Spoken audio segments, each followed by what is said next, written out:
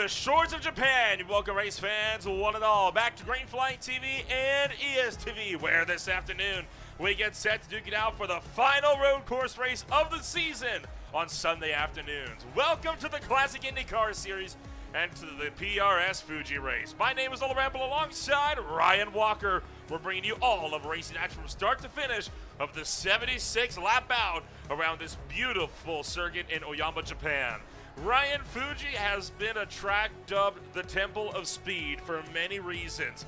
It was, of course, one of the most treacherous racetracks all throughout its tenure back throughout the 60s. It wasn't until 2005, though, that we get this layout that we're so familiar with today. But despite it lacking a lot of the speed that it used to carry throughout the 60s, it still loses none of the thrill. Yeah, absolutely. It's one of those iconic tracks that you never get tired of watching racing at or racing at. On iRacing, it's always one of those tracks that produces fantastic racing. And yeah, quite a lot of series I've visited here in the past. The World Endurance Championship, Super GT, Formula Nippon, Formula Eagle, also quite a few other series as well. Has motorbike racing as well, and it's done some it's hosted 24-hour races. And today it will be host to this latest round of the Classic Indycar Series. Second rundown of the point standings with the overall championship entering racing action this afternoon. Cameron Dance still holds on to the race lead, but only by 19 ahead of Ethan Hagen. The championship is still very much alive, and with both drivers present this afternoon, no doubt that championship is going to be one to watch this afternoon.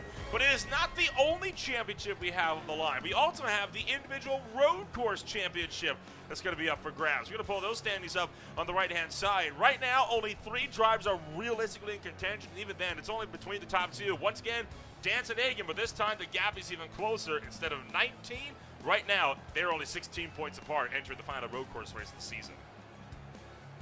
Yeah, absolutely. And towards the end of the season, I think the championship could obviously come down to the last round of the season. Obviously, you've got road course races, but also you've got oval races as well.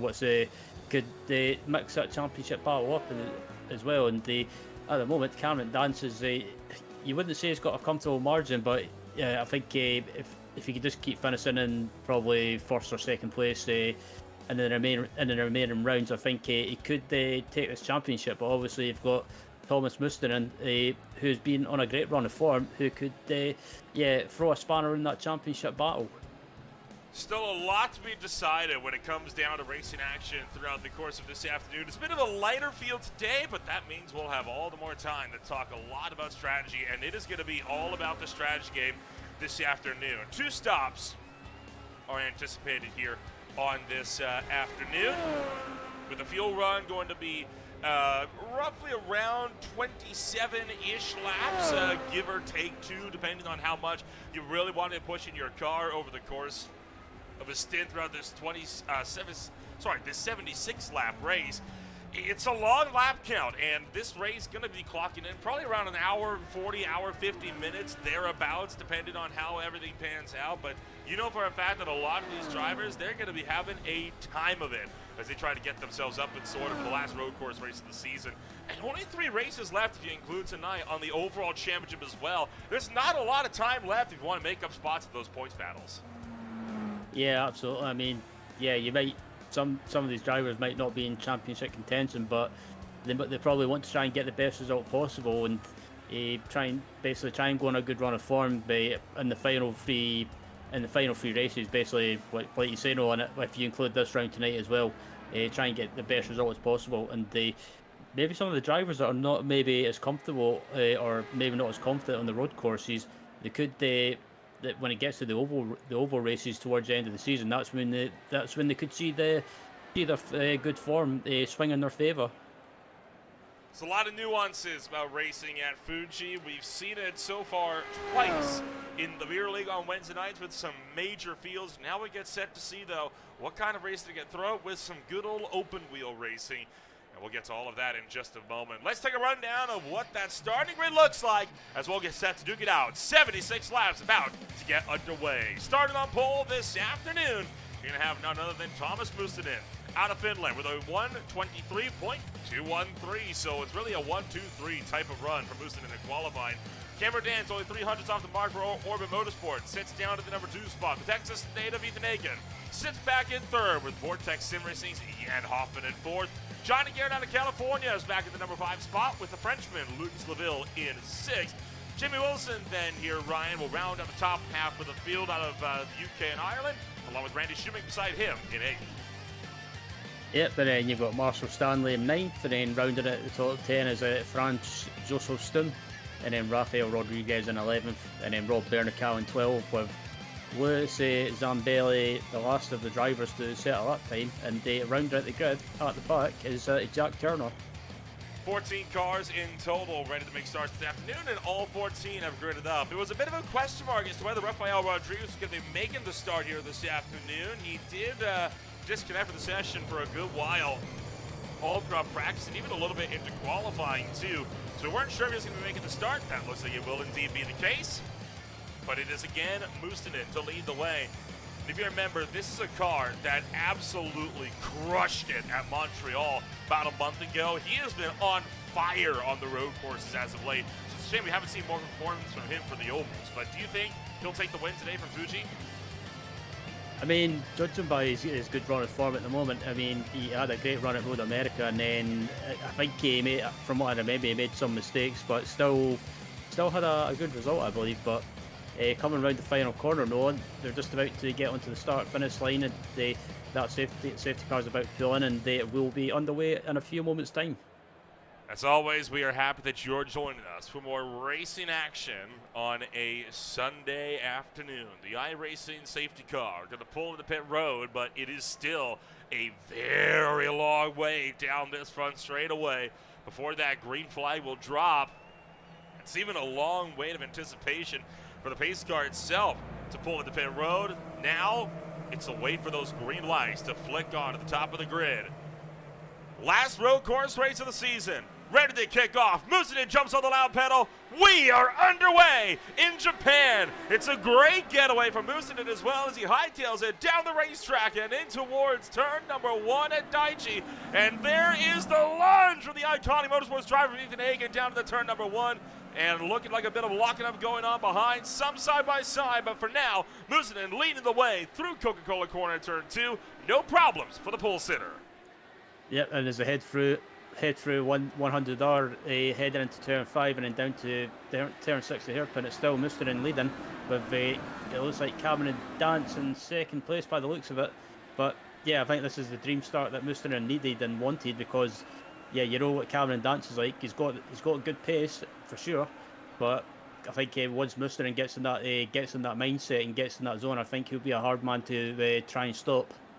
Both the top two having some problems as they run through Dunlop, as Mustonen overshot and Cameron Dance kicked the tail end out a little bit. But for now, a good getaway from most of this field. All the battles were sorted by the time they got down to about turn 2, turn 3, and no problems elsewhere from there throughout this field. Mustonen will come off of that corner, and he will lead lap number 1 to green, already out by over a second ahead of your main points runner just in behind. So tell you what, it is going to be a time of it for for Cameron Dance, on back. Got a little bit of a fight here picking up Jamie Wilson, trying to see if he can attack Johnny Garrett, making the lunge down the inside over at turn number 1. He's got him down to turn number 1. That was the pass for 6th. Yeah, that was a great move by Wilson. He got alongside and managed to get it stopped as well, and managed to make the move stick. A nice, clean, precise move by him. So yeah, slowly making gains through the field and coming through Coca-Cola. I think Jamie Wilson's probably he's one of those drivers that he's raced in various series, and yeah, he's a name I recognise quite well, and a very quick driver on his day. And I think good when it comes to open wheels, he's a good midfield driver, always nice and consistent. Marshall Stanley just a little ways behind, seeing what he can do as he tries to close in on Johnny Garrett. Again, some smoke from some front wheel lockups coming through the corner. That could open up the door for Stanley, looking for the long way around Johnny Garrett and his Aero X machine. as they make that run through that tight and twisty third and final sector. A sector that's garnered some controversy from the speed purists over here, thinking that this type of a racetrack kind of kills the nature of what Fuji was supposed to be. I'd argue, though, it adds to the challenge and it adds to the thrill of the racing that you can have here through Nats and Panasonic.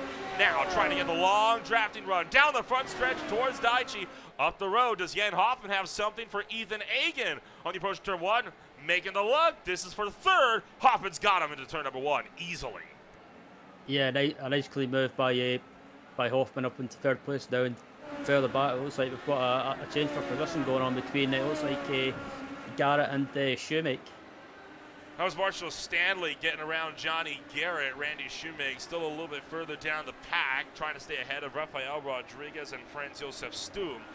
He's doing a good job himself on keeping that car up and into a top 10. He's up one position where he started this race. Not going to be disappointed with that one at all. But Stum, not a driver that likes being the follower for too long. And you have to wonder how long is it going to be before he sends the Hail Mary. Yep, there's a ride on board with him heading down to the chicane. And he thinks about making a move, but locks his front right up slightly. Thought about trying to make a move, but decided to not do anything too risky at this early stage of the race, as we're only on or basically coming up to the end of lap 3. So still early in the race to try anything risky. And as it looks like Rodriguez got a bit of a sideways moment there. And Rodriguez kicking the tail end now just a little bit. And how about that? Franz Josef Stum around the outside of Panasonic. Going to look to pick up the 10th place spot. Great move there for Stum, but it's not over yet because the Indycar of Rafael Rodriguez still fighting the inside. And Stum is going to be forced to back out. Not going to be able to have that attempt down in the turn number 1.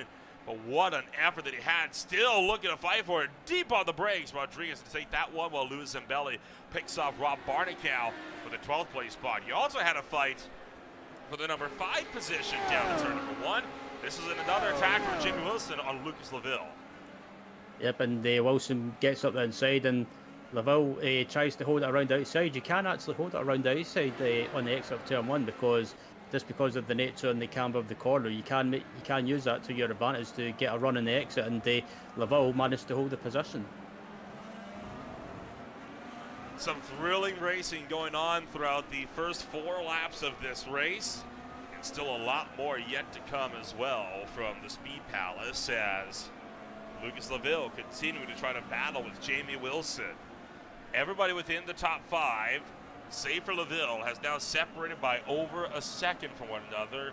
Mustonen pulling out 1.8 already on camera. Dance the both of them, pulling out 5 seconds plus on Jan Hoffman as they make the bad scramble down the front straightaway, and Wilson will not get close enough to have a look on Lucas Laville in turn number 1. Problems for Jack Turner back of the pack as he has had a slide coming up towards nets.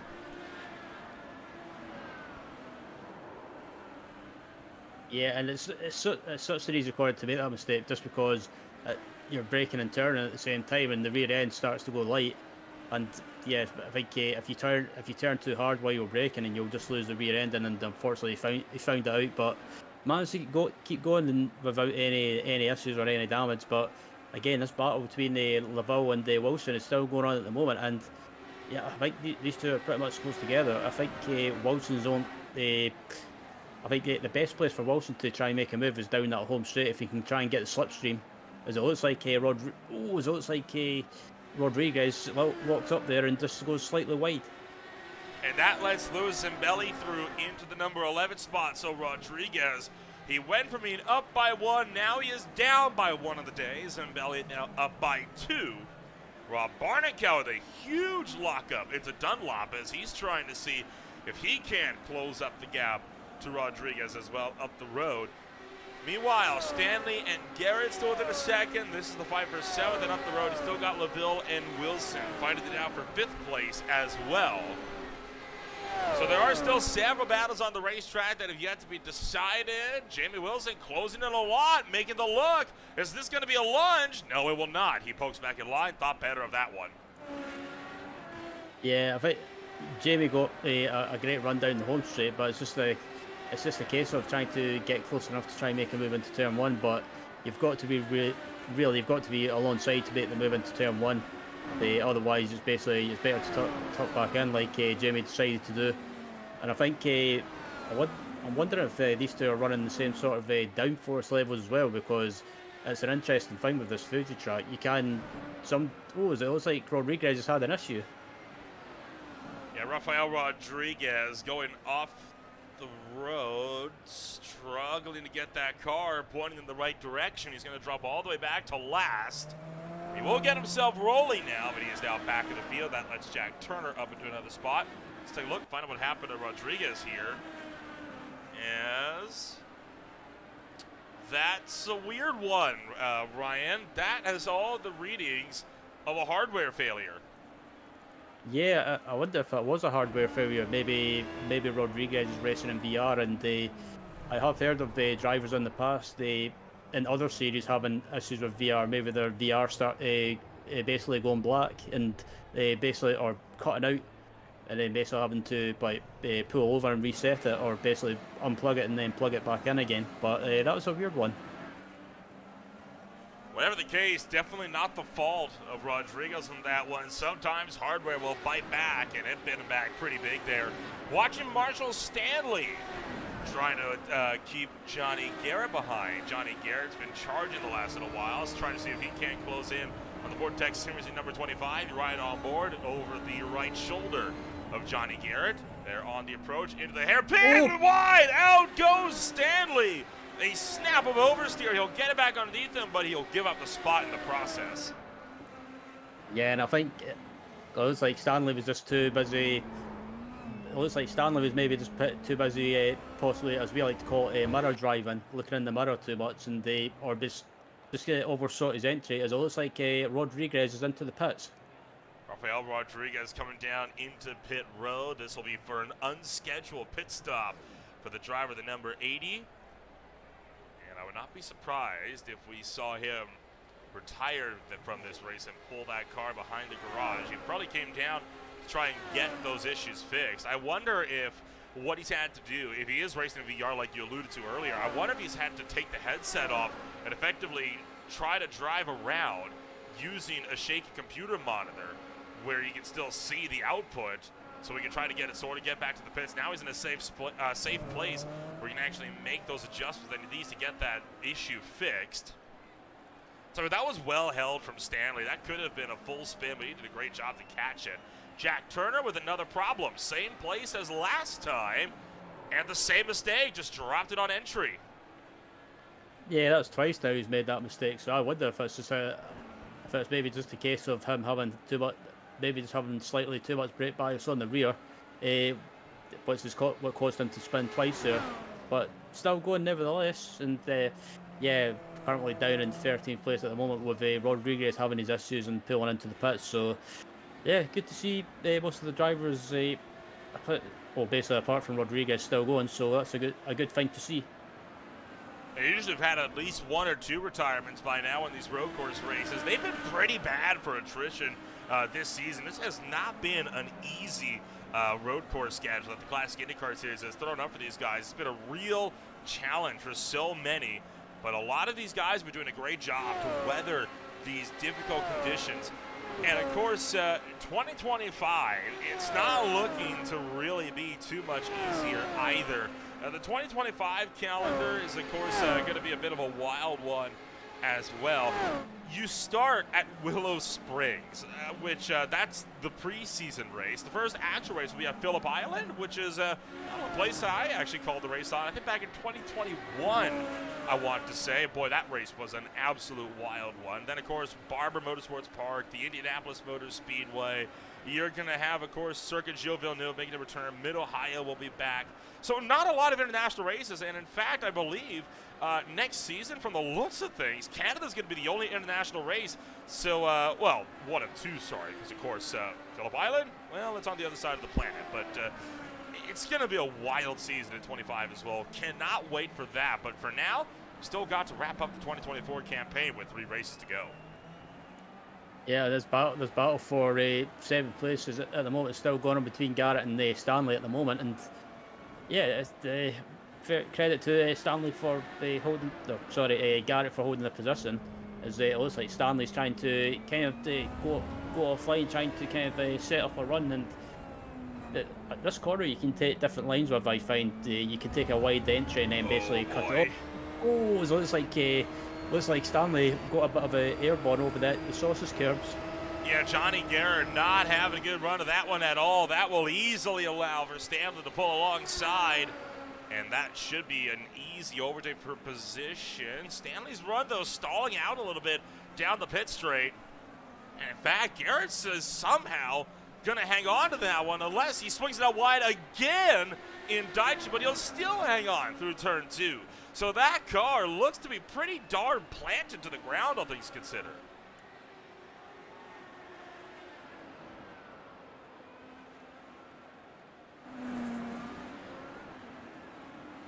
Troubles for Louis Zambelli. This is in Dunlop. Possibly on the exit of the Dunlop chicane. Yep, just looped it around, picked up the throttle too aggressively, and then Franz Josef Stum making a pass on Randy Shoemake. This was the overtake for 9th into turn number 1, and Shoemake, he didn't fight that one all that much. Yeah, I think Shoemake probably realised that Franz is probably the quicker driver at the moment, and just decided not to make a big deal of it. I mean, we're only coming up, we're basically started lap 11, so still a long way to go in this race, and there's still plenty of battles going on at the moment. It looks like Garrett is still under pressure from Stanley, and I think looks like Stanley got a decent run there on the exit of the final corner, and is right on board with Garrett at the moment. It looks like Stanley might try and make a move, but he's not really close enough. Just can't close in enough in a Daichi here. Makes a little peak, but that, I think, more to try to fill the mirrors and try to pressure that 68 car into making a mistake. He's going to step the back end out again, Stanley will, on the exit of turn 1. Tell you what, this 25 car is really pushing right now, and you can tell he is on the razor's edge right now, trying to take that 7th place spot back. He's not happy about how he lost it, I reckon, with how he made that mistake to give it up in this very corner. Yeah, he's probably frustrated at the moment, and I think, that frustration is probably put into kind of put into good use, I guess. As you can use that frustration in a way to try and push yourself and try and find a bit more pace, but on the other hand, if you start getting that frustrated too much, that's when you end up making mistakes. And I think Stanley, if he gets a good exit on the exit of the final corner and he gets a run down the home straight, he may try and make a move on Garrett heading into turn 1, as it looks like he's a lot closer this time around. He might try and, I wonder if he'll try and take a wide entry, as he does take a wide entry and tries to kind of square the corner off, and this time around he's a lot more closer this time around, though. I'd be really, really surprised if Stanley did not take this one into turn 1 this time by. He is alongside, but we've seen that doesn't necessarily mean everything. Dead heat down into the braking zone. Stanley holding the inside, a little bit of a lockup, but a bigger one as Johnny Garrett swings wide. And finally, Marshall Stanley has broken back through for the number 7 spot on lap number 12. So a good run there for Stanley. Now, his next target, no doubt, Jamie Wilson, just over 3 seconds up the road. Yep, and I think, excuse me, yeah, it looks like Stanley, I think Stanley might try and pull away, and needs to try and, as he runs wide again, and I thought he was going to run wide there over the curve, but manages to keep a hold of it. But yeah, I think Stanley needs to try and put some clean laps together now and try and pull away from Garrett behind him as they head into the chicane.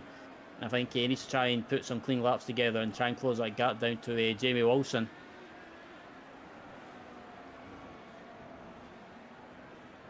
Oh boy! Hops over the sausage curbs. And that could cost him pretty big.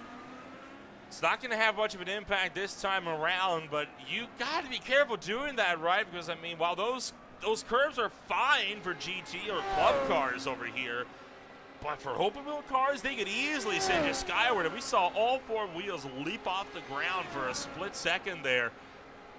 Gotta be careful about that. We've already seen a couple of incidents this afternoon with people getting unsettled from those, and I think that put him off his rhythm, because look at Johnny Garrett attacking again. Stanley in hot. He's going to step the back end down. Just keeps it on terra firma. but Johnny Garrett is back through. Yeah, that was. Yeah, Johnny Garrett's back through, and it looks like Stanley's trying to make a move or trying to kind of just play with him, playing his mirrors and try and distract him. But yeah, Garrett managed to regain that position, and this has been a fantastic battle between these two. This has been going on since the start of the race, and yeah, apart from that, apart from this battle, there's not really anything going on at the moment from what I can see. So it's pretty much spread out. But yeah, Garrett saw the opportunity, he got the run down the home straight, and managed to get the move done into turn one, and yeah, managed to pull it off. Trouble for Zambelli, giving up a spot to Rob Barnacow. So what has happened here to Zambelli? This is a little bit further back than I was intending. Oh, just lost it off of turn one.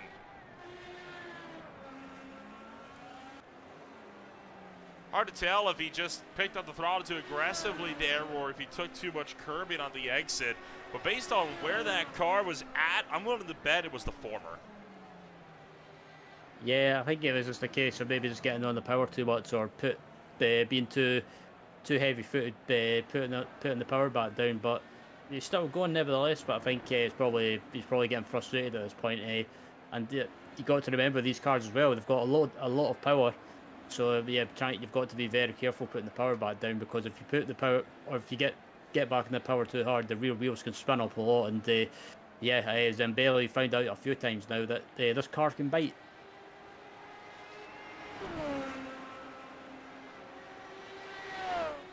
Thomas Mustonen, last lap by, put down the fastest lap of the race, a 1:23.7. That is quicker than anything that we saw all throughout about the near 3-hour practice session earlier on, and it's only about half a second off of his pole time as well. So Mustonen right now is flying. He's already put down 20 seconds on 6th place, 4 seconds alone on 2nd, and 14 and a half on 3rd.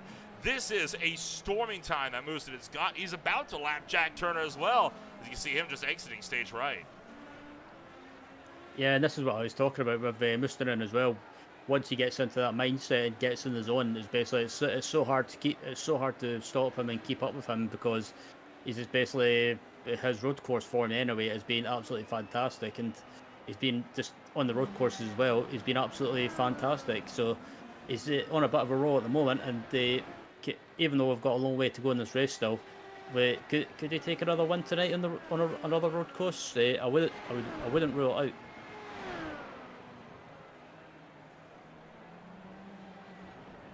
As he locks up into the chicane ever so slightly, but manages to get the car turned in, and as Turner lets him go, good heads-up driving there by Turner, and yeah, the gap between Mustonen and Dance is about 3.7, 3.8 seconds. So yeah, Thomas is doing a good job at the moment, and just every lap that goes by is increasing that gap. Cameron Dance, not for lack of trying, though, really trying to get back to him. He has put down a 1:23.89, his personal best lap of the race the last time by, but 2/10 off the mark for Mustonen. Mustonen has set the fastest lap time again on the last at a 1:23.69, but this last time a 1:24.04. So Cameron Dance just improved on his PB again, does close by about 0.2 of a second. But when you're talking about a 4-second gap, that is really not all that much. This battle for 7th closing again as Marshall Stanley set to run him back down in towards turn number 1. Oh, defensive line for Garrett. Here goes Stanley having to go the long way around into turn 1 at Daichi. Stanley trying to carry the momentum through. Can he get the job done? He's got him. Great move around the outside of 1.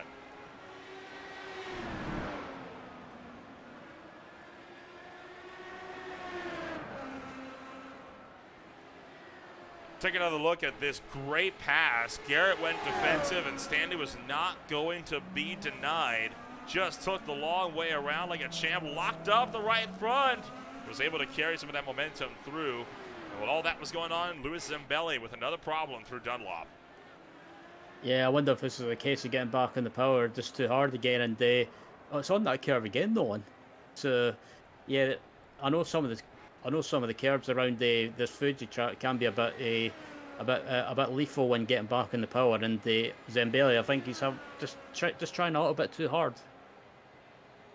Thomas Mustinen, fastest lap of the race once again. Last time by 1:23.642 for Mustinen. He is continuing to extend that lead at the front, and I think this is going to be a repeat of Montreal, where he will lap nearly the entire pack before this race is over, because already he's got all the way up to 9th, about half a lap behind him, and we're not even at the first pit stop window yet. Yeah, absolutely. And still, this battle between Stanley and Garrett is still going on at the moment, still, amazingly.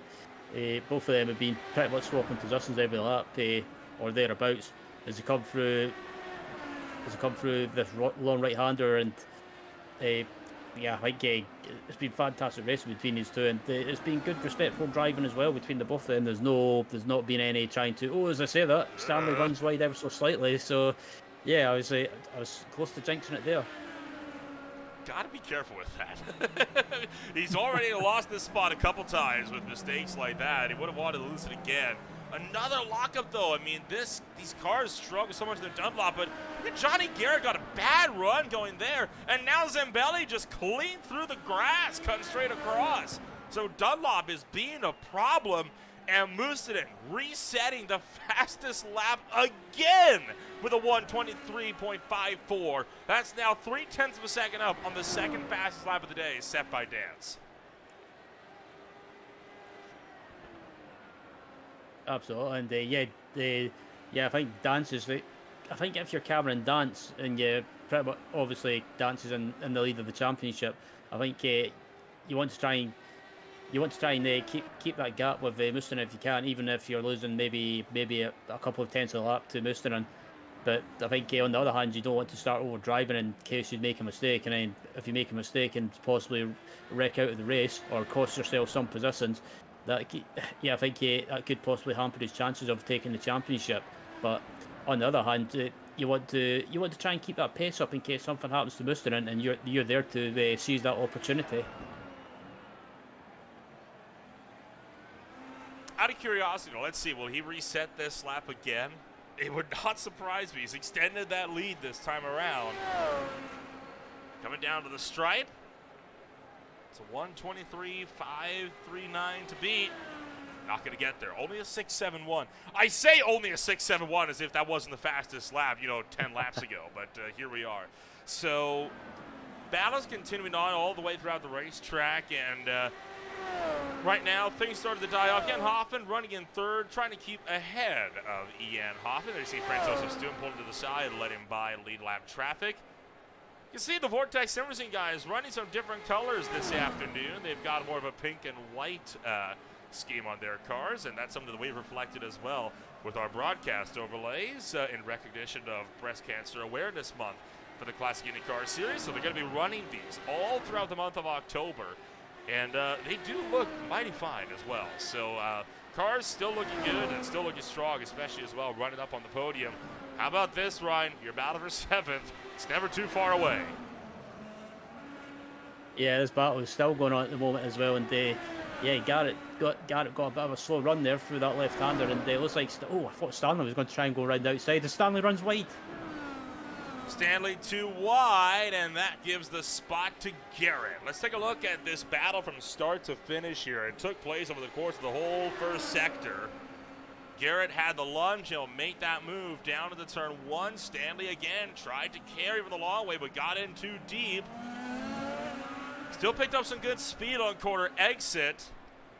Turn 2. You can see, again, Stanley trying to hunt for the inside, but this time it's Garrett to pick up that momentum from the high side. And then Stanley, as he's chasing, pushes a bit wide, gets on the curb in the AstroTurf, and then nearly have that slide over there and able to keep that car under control. But that has put him now over a second behind Johnny Garrett.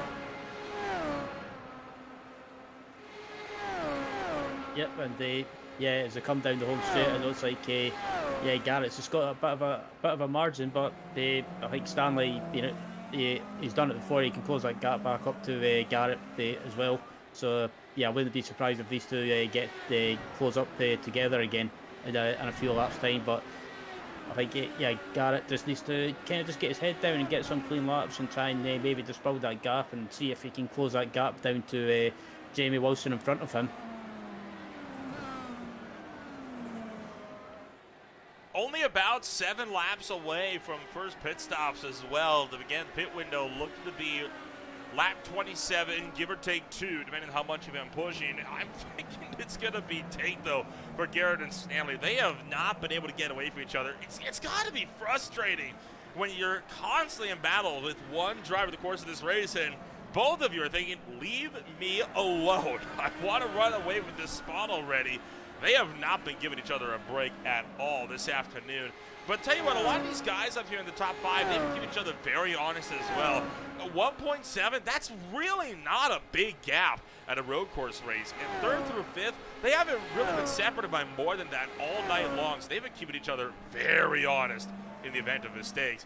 Trouble for Zambelli, and he's into the wall. I wonder if it's that same old mistake of getting on the power, and this time that wall was butting him. Oh, look as he's at the got right front. Yeah, that right front suspension damage. That wouldn't surprise me if that's a meatball flag. Oh, for sure. That I think could very well be a day ender. I think Zambelli's just had to bite the bullet there with that one. I mean, it's just barely hanging on.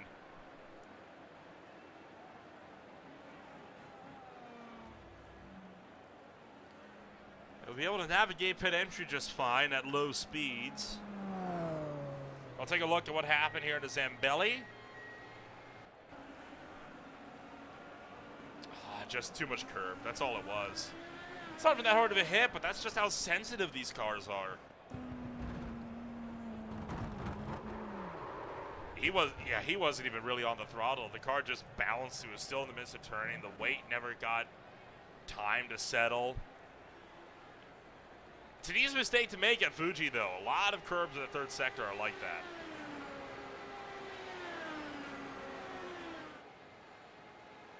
Yeah, absolutely. And yeah, I think Zambelli, I think it's just a case of trying too hard. Just look at the 20 car of again, and locking up slightly in the middle of turn 1, but manages to get the car turned in. But just behind him, he's got it looks like Laville closing down on him.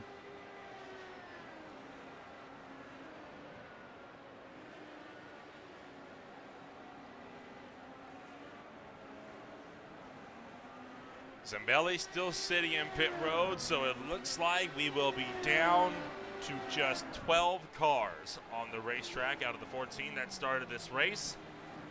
Pit window going to be opening in about 3 to 5 laps here. Who do you think comes in first, though? Will it be the front runners trying to ensure that they can stay out in front, or will it be the guys further down the rear trying to go for undercut strategies on each other?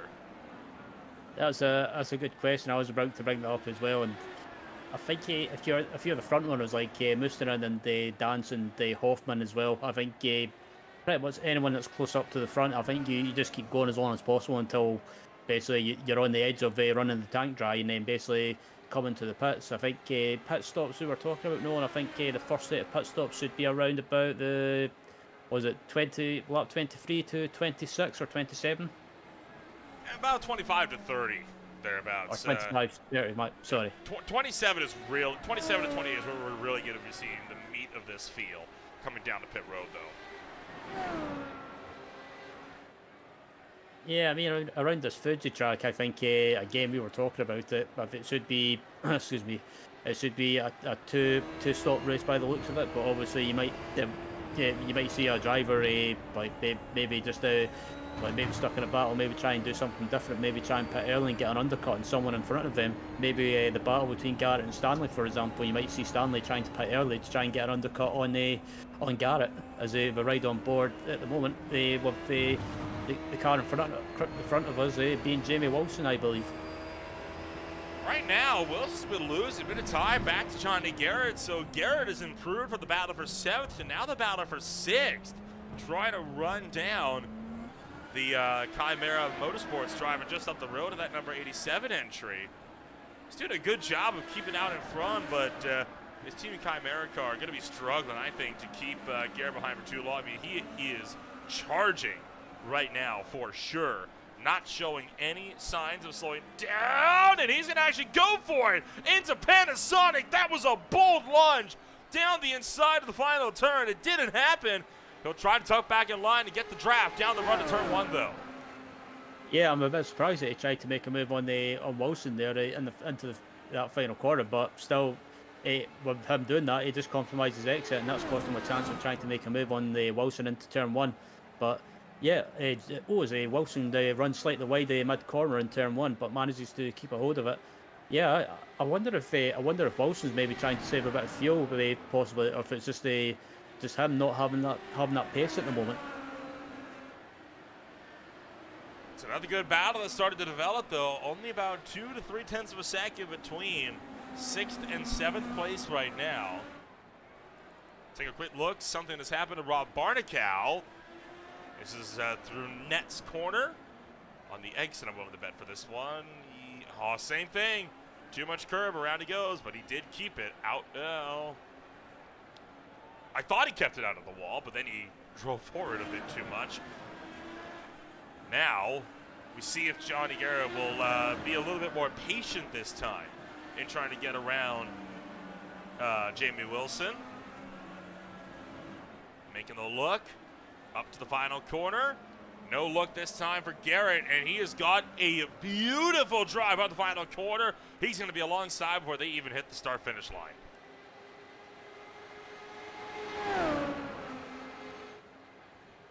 Yep, and they coming across the start-finish line. It looks like again, Garrett actually decides to tuck back in behind him. So maybe just decide that he wasn't close enough to make a move. But again, Wilson runs wide on the entry to turn 1, and it compromises his exit ever so slightly. So yeah, definitely Garrett's been on a charge after getting by Stanley, and Stanley's still not too far behind. So it could be a free car battle soon if Wilson keeps holding Garrett up. Pit window is officially open as well. So we're about to see the first few coming down to take some fresh Firestones and some more Sunoco race fuel into those tanks. Oh, Garrett thought about it at Dunlop. You saw him make that peak. It was just a door that was always going to close. He did not want to try to force that issue at all. Jamie Wilson, see what he can do. Garrett still sitting just behind. 3.5 tenths, now 2.5 tenths. Quarter of a second extends back up to 4. The gap ebbing and flowing through this sector. What Garrett's trying to do, he's trying to back up these corners so we can get a good run down the main straight, but it's so hard to do. Jamie Wilson just cannot get a good run through Panasonic, and that kills Garrett's momentum off of the final corner every time. I think this time he might have him, though.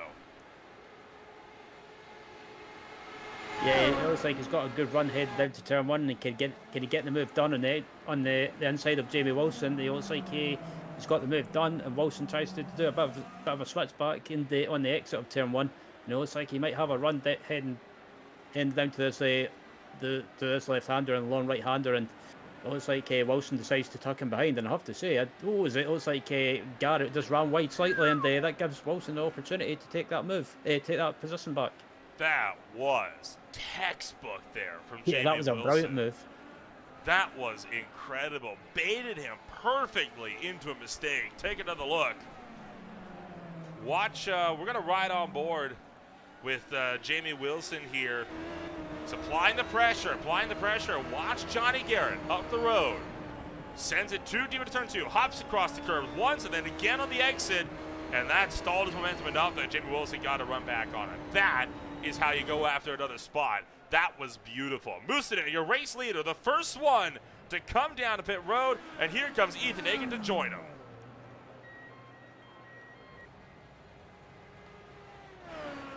Yep. Mustonen in the pits, and that gives Dance the lead for now.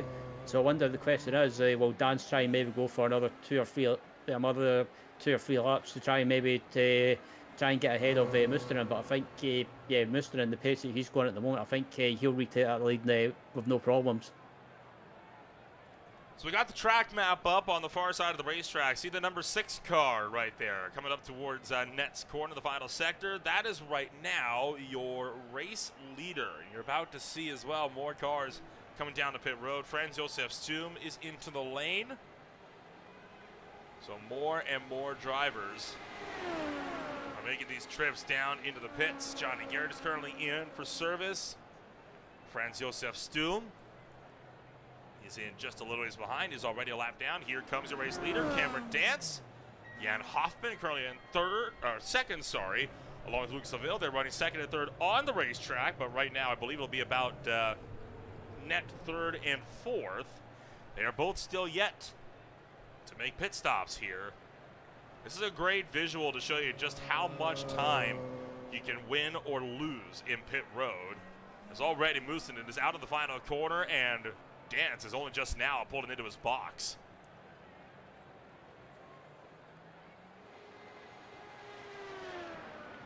Yep, and what's in Moosonen coming across the line now? It looks like Moosonen back up into the lead now as I say that, and Dance is just leaving the pit, so I wonder what the gap will be after the pit stop, because it looks like it's about what's in the gap. It's about 4.3, 4.6. It's up to 5 seconds now, so it's pretty much that's what the gap was before the pit stops. Is some of the Vortex sim racing cars that leave the pits right now.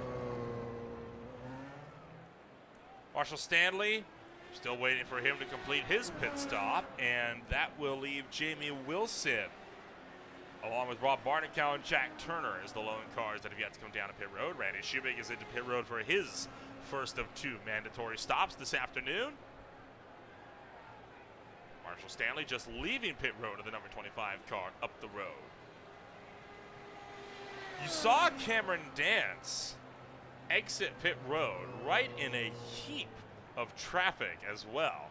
So Cameron Dance having a little bit of a close one here with some lead lap traffic. This was him. Watch for Jamie Wilson. We're still yet to come down to pit road, mind you. There's Rob Barnicow, a lap car. It's a bit of a close shave coming out of pit road right in the midst of a bunch of lap traffic like that. Yeah, that was a bit. That was a bit close as well for sure, and I think that might have cost the Dance some time as well. But as Jamie Wilson dives into the pits as well from third place, and it looks like I think Wilson should come out round about probably for P5, P6, P7, I think, as he's leaving the pits now, just coming to the pit exit, and it looks like Stanley's coming up to the pit exit now, and I think Jamie Wilson should get out in front of him by the looks of it. Yeah, and Hoffman going to beat the punch out of pit road. Jamie Wilson still in his box. He was on his way into pit road. So Hoffman is, well, there's Stanley now coming off the corner, and now Jamie Wilson is coming down the pit road. Rob Barnicow just a little ways behind. Oh, this will be a bit close here, because remember, Stanley's fully up to speed. Here comes Wilson. He's going to get about a pit road by about 3 seconds. That's.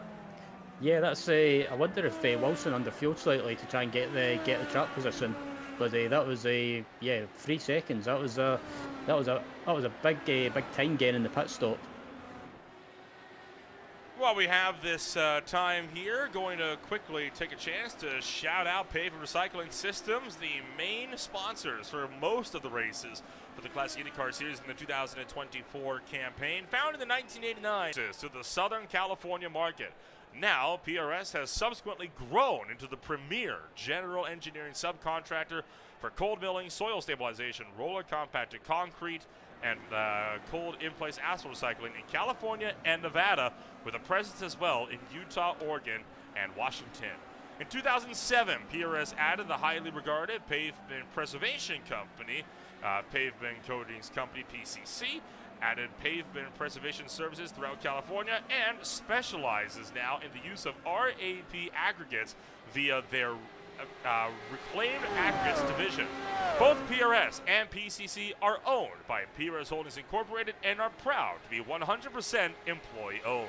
For more, visit pavementrecycling.com. Once again, that is pavementrecycling.com.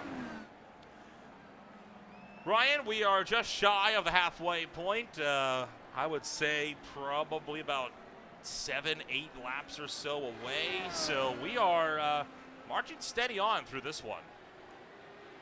Yeah, absolutely. We're on a basically just about to come to the end of lap 30, and yeah, this race has actually been flying by at the moment, quicker than expected, and yeah, there's been plenty of racing throughout the field as well. I mean, they've got plenty of battles going on at the moment, but this battle for sixth place between Jamie Wilson and Stanley and Garrett behind him has been pretty close for a while now, and it looked like I don't know what happened to Jamie in the first stint. It looked like maybe his pace has dropped off. Maybe these cars with light fuel, when they start having a light fuel tank, maybe get a bit sensitive as the fuel burns off. So maybe Jamie Wilson just maybe started feeling a little bit uncomfortable with less fuel. But as I say that, he's under pressure from Stanley yet again, and Stanley takes a wide entry to square that corner off and try and carry that speed. As it looks like, as I say that, Garrett's closed in as well, and it's a free car battle for sixth. Marshall Stanley continuing to close in the gap as they fight for the top 6 spot here. Here comes Stanley with that run. Is it enough for a look? He picks the poke. He's not going to commit to the dive. Couldn't make it.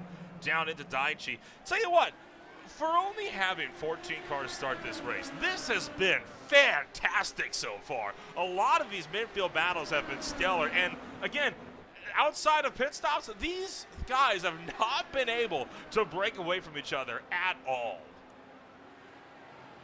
Yeah, I have to say, yeah, considering we've only had about 14 cars, the race has been fantastic, like you say, and at the moment, Stanley as well, just watch the Stanley as well, is under pressure from Garrett yet again, and these two are pretty much, since the start of the race now, and they've been pretty much inseparable by the looks of it, and there's been fantastic racing between these two cars, and Jamie Wilson as well was in this battle as well now, so yeah, free car battle going on, and still noticing some slight mistakes from Wilson. He keeps missing like some corners, he keeps missing his turning sometimes, so maybe starting to feel that pressure.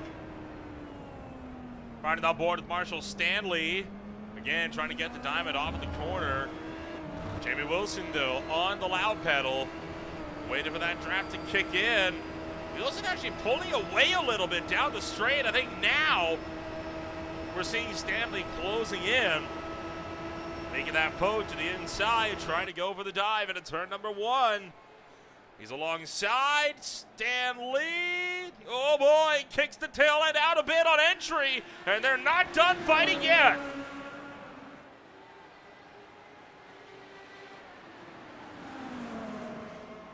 Yeah, fantastic battle between these two, between these three cars, and I thought they were going to go free wide there for a moment, but yeah, fantastic racing between these two, and Stanley yet again takes that position from Garrett.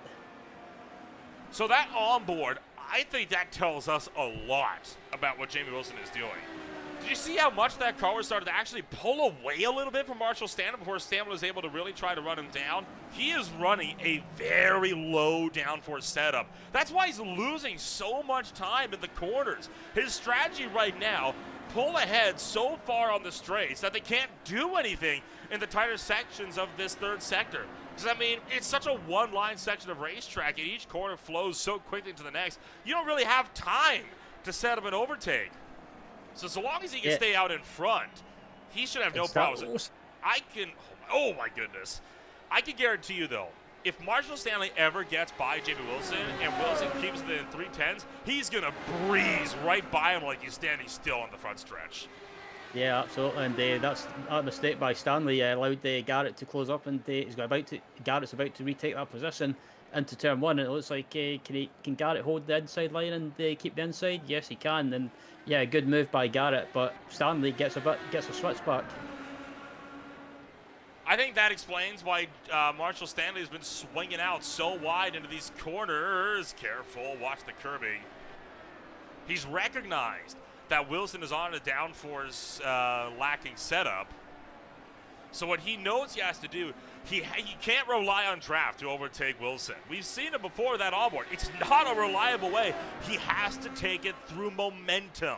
That's why he's taking such wide angles to try to get the straightest exit line physically possible.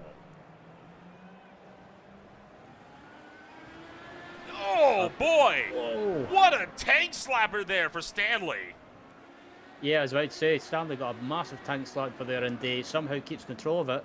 But these two scrapping away is allowing Wilson to pull away as I look at a replay. Jan Hoffman into turn 2. Whoa, boy. Big slide out for the 05, but he keeps it off the wall. Yeah, and it's such an easy mistake to make in that corner because you're just carrying so much speed, and the car goes light on you, and sometimes it can come round on you. And Hoffman done amazing to keep a hold of that. But again, this battle with Garrett and Stanley still going on, and can Garrett keep that position? He's got the move done on the inside. He gets it slowed down, but again, boy. Oh. Stanley is playing with fire right now with those exit curbs. Yeah, you don't want to get in those exit curbs too much because they can bite when you don't expect it. Take a look on board. This very easily could have been a disaster.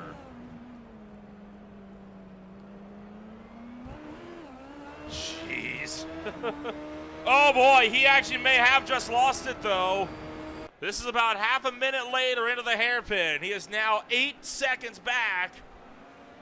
And it's because of this. Just too aggressive, and that will finally bring a close to the battle for 7th.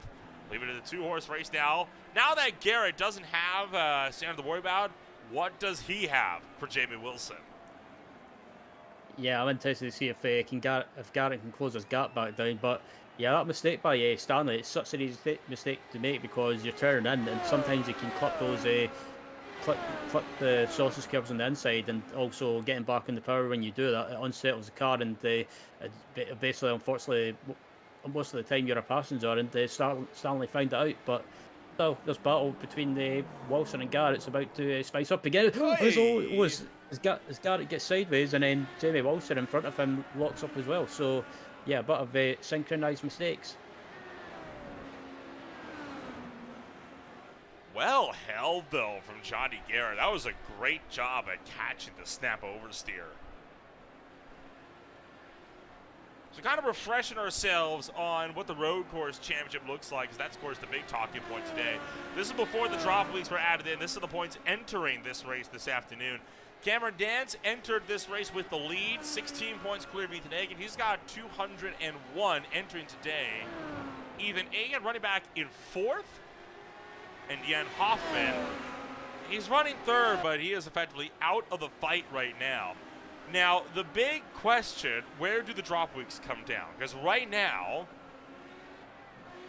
Dance's 2 races that he would need to drop, they're both ovals.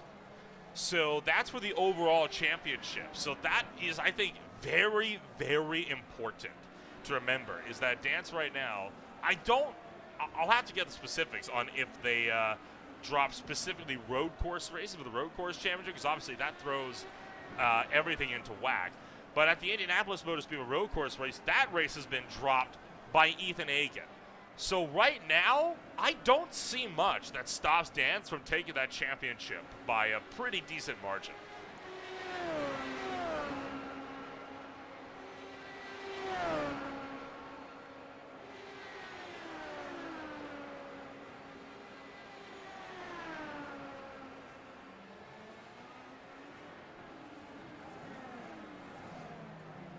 Well, we're about 1 lap away from the halfway mark, so let's take a run down top to bottom through this field and give you an idea of who's where and how everything is looking for racing action so far this afternoon. Right now, Musinin leading the way. Cameron Dance running the number 2 spot. Hoffman in 3rd. Egan 4th. LaVille in 5th. Wilson and Garrett and Stanley for the last cars on the lead lap. Stum, Schubig 1 lap down. Barnicow and Turner 2 down. Zambelli and Rodriguez currently out of the fight. When we step back, we're back in a moment with more on Green Flag TV.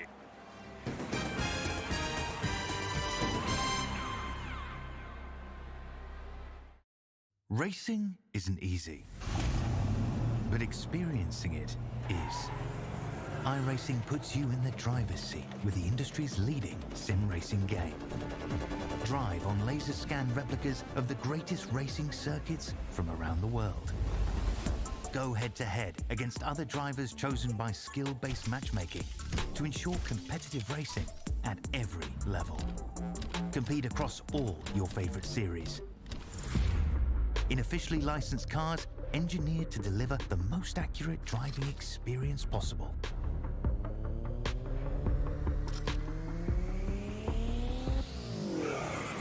Join a race or host your own with players from across the globe. Race against the computer or in a league with friends. Feel the thrill behind the wheel. Visit iRacing.com.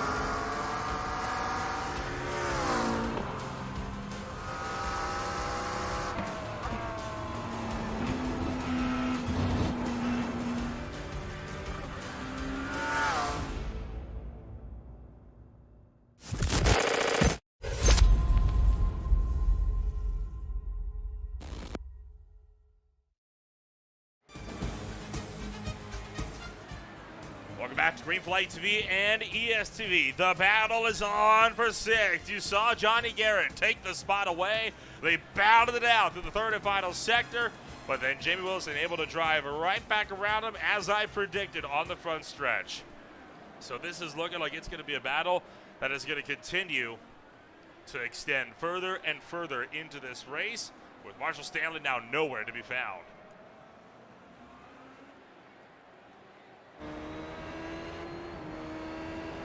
Yeah, this battle's been going on for quite some time now, and yeah, these guys have been pretty much switching back and forth all the time. And we were talking about it as well, Logan, that Jamie Wilson, judging by the way he was pulling away in the straight, he's pretty much gone away or gone with a low downforce configuration. As I say that, it looks like Garrett was trying to make a move. They're slowing his nose.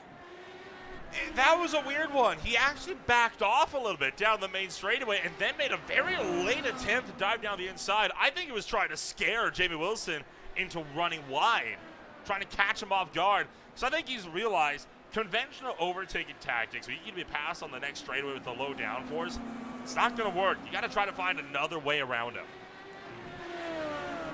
Yeah, it's one of those things. Jamie Wilson is a hard driver to get by, no doubt about it, but it's just a case of trying to figure out where you can try and make a move and try and make him maybe go offline or run very wide that he can't come back on in front of you. But still, it's been a great race by these two at the moment, great battling, and I have to say I do like that livery of Jamie Wilson. By the way, it's the Japanese sign writing. It looks simple, but it looks like Garrett got sideways there. Johnny Garrett kicking out the tail end a little bit more, but yeah, Jamie Wilson said he was going to break that car out. He said it was from an old season, actually. I'm going to try to find exactly where it was the Suzuka Special scheme that he had ran some time ago, and now he's breaking it out for Fuji again. And you know what? Who cares if it was for Suzuki or not? It still looks good. Yeah, I was about to say it looks simple, but very, very, very striking as well. As it looks like he's built away from Garrett ever so slightly, but Garrett, with that mistake, obviously it gave Wilson a chance to just have a bit of breathing space. But you know what, Garrett's like, he'll close that gap back down, no doubt about it.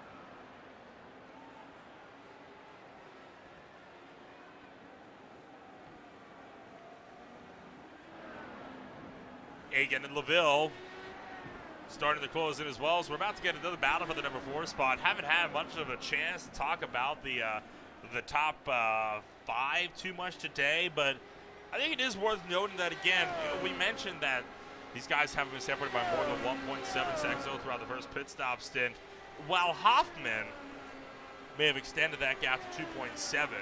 Hagan is still within striking distance of Lucas Laville behind. And he's been doing a good job on keeping him honest as well, Laville has. So Hagan only a second ahead of Laville, and the Frenchman could be looking to go on the offensive here pretty soon.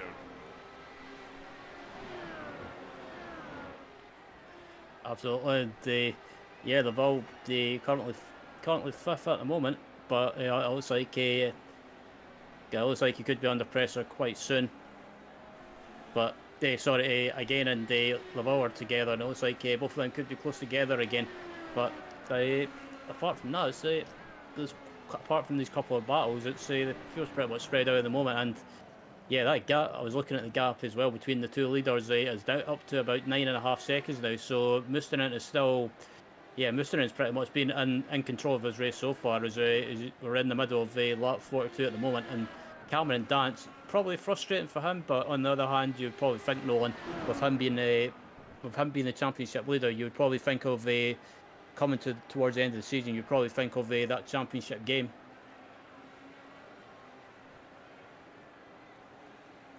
I think Cameron Dance has done everything that he has needed to so far this season. He has shown no signs of slowing down. He had such a strong start to his Classic Indycar Series season in 2024, all the way back at Circuit of the Americas. You know, he was battling for the win there for a good while with Joshua Chin. It didn't end up going his way, but he finished a very respectable second place there for Cameron Dance. And Dance took his first win in May at the Worldwide Technology Raceway. I gotta be honest, I'm surprised that we haven't seen Dance win more. He's only gotten one win so far all season long. It's not something you're used to seeing when you've got the points lead by good 46, 83 over third and fourth respectively. I think what's worth talking about for Cameron Dance and why he's been able to keep so consistent is his record as to how he's finished this season. Not one race has he finished outside of the top 10. Only one race he has finished outside of the top 5.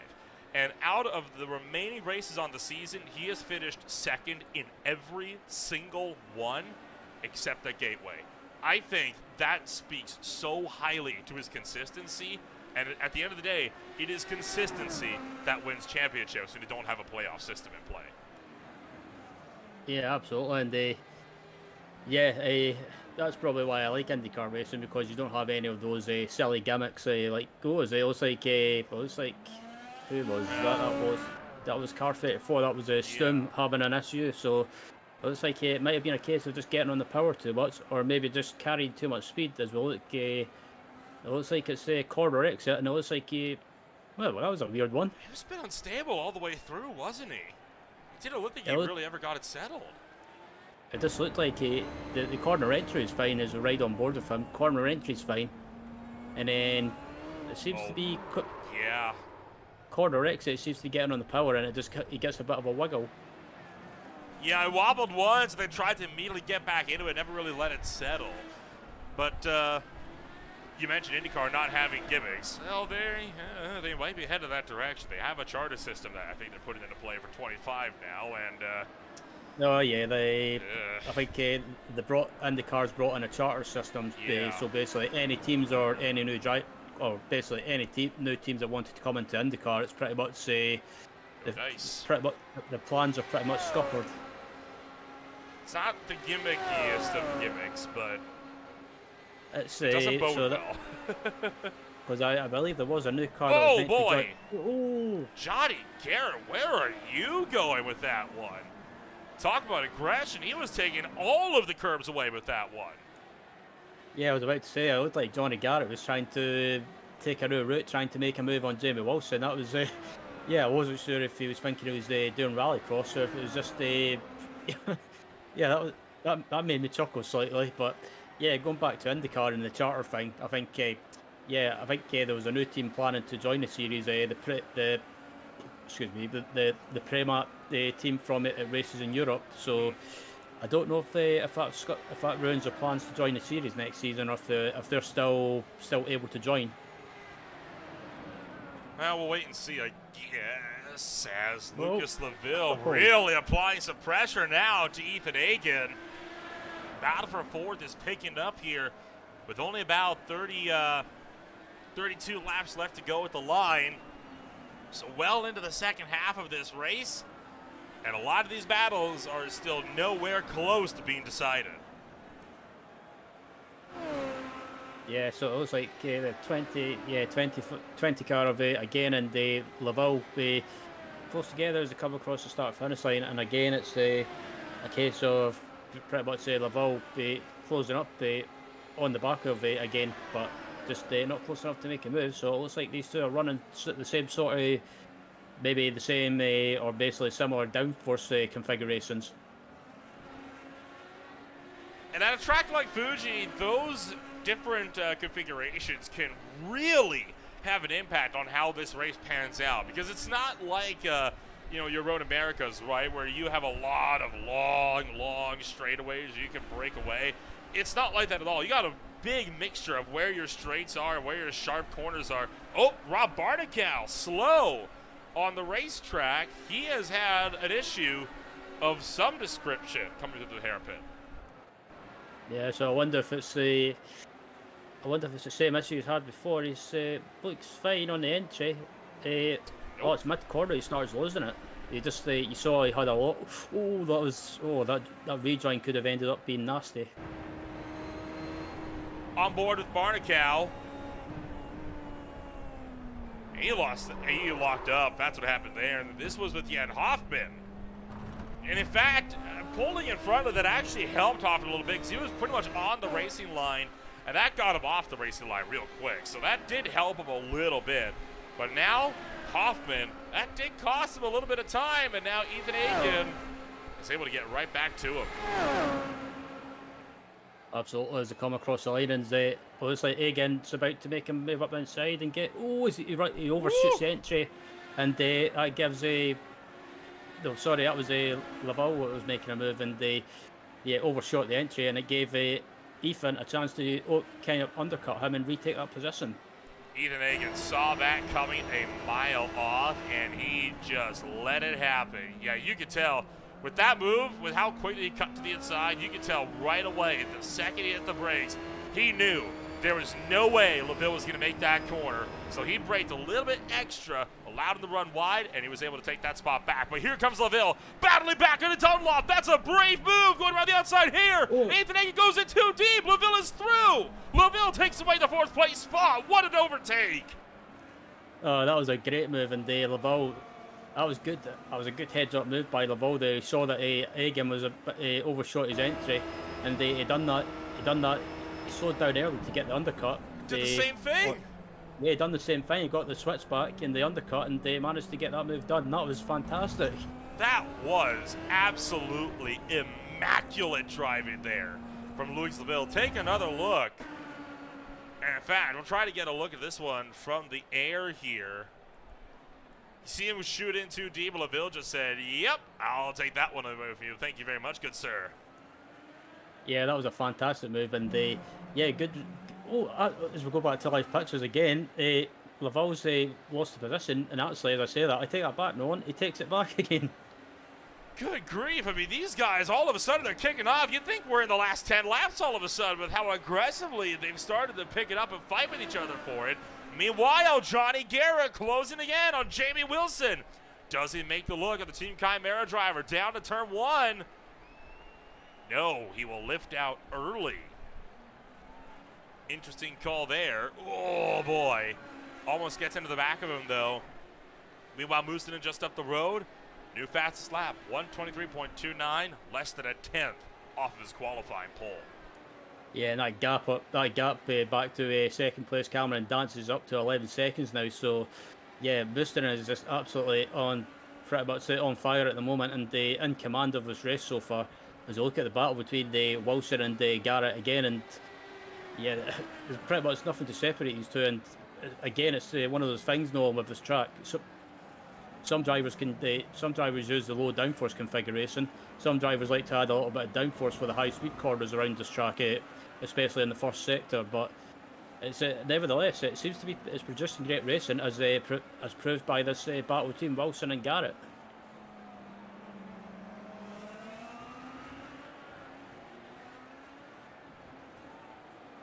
And as they head into the final corner, Wilson gets a good exit. So does Garrett as well, heading down the home straight. But again, it's going to come down to the Wilson running low downforce, and you see there, right there, he pulls away slightly.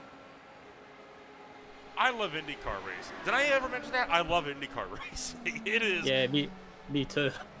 It's a form of open wheel racing that is still so pure for the speeds that they run at, and you can tell how much these drivers are really tap dancing on the ragged edge of control, trying to fight for all of these positions.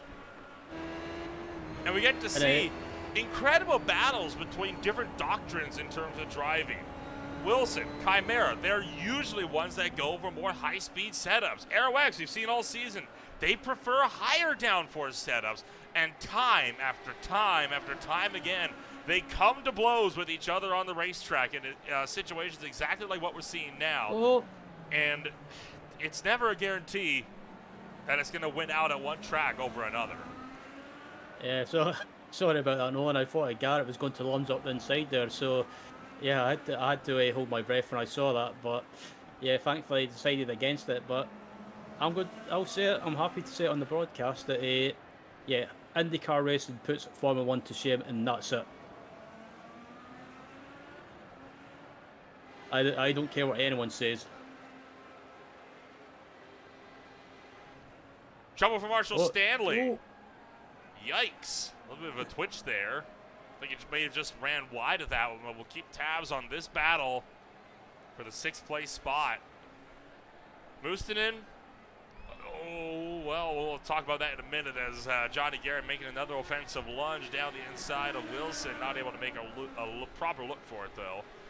But again, Mustinen, last time by, reset the fastest lap, 1:23.267. Now only about half of a second. Not even half a second, half a tenth of a second off of his pole qualifying time. At this point, I would have to think he's going to take that time. Yep, absolutely. And still, this battle between Wilson and Garrett is still going on as well as they head down to the chicane. Will Garrett try and make a move up the inside? He's closing up under the brakes. But again, it's just proof of that high downforce. It has it's good in the corners, but when you get onto the straight, it just Garrett loses touch slightly. So, yeah, I think this battle between Wilson and Garrett could come down to the final set of pit stops, which is not too far away in the distant future.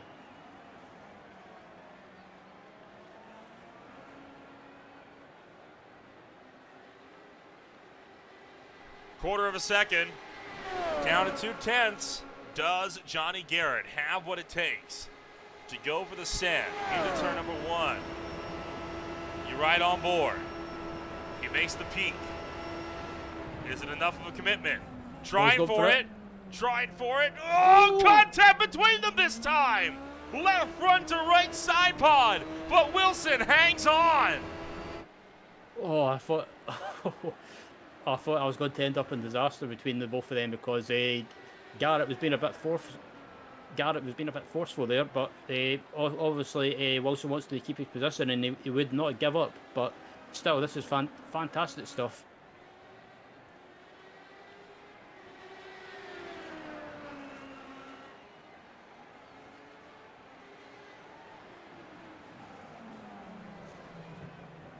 As they head into the chicane, it's still Garrett closes up on the brake again, and still still can't get by Nolan. The question is where can Garrett make the move? If he can make the move, I think his best opportunity, if he gets close enough to Wilson and gets a good exit in this final corner, he could try and make a move into turn 1. But we saw what happened the previous lap, or basically just before the start of this lap, it just about ended up in contact.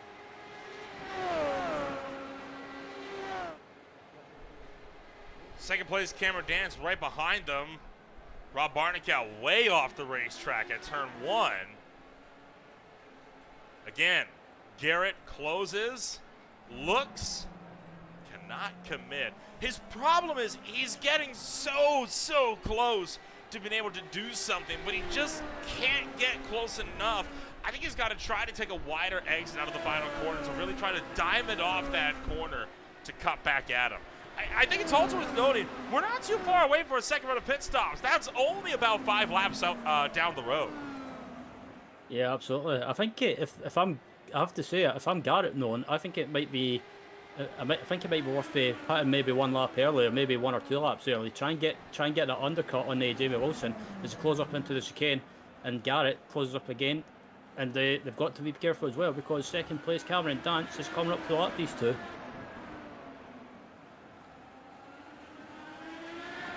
And this is the thing with being in a battle as well. You don't want the one part of you wants to lift and let the leader by, but the other part of you doesn't want to lift at all, because you don't want to lose time to the car in front of you. So it's a bit of a damned if you do, damned if you don't.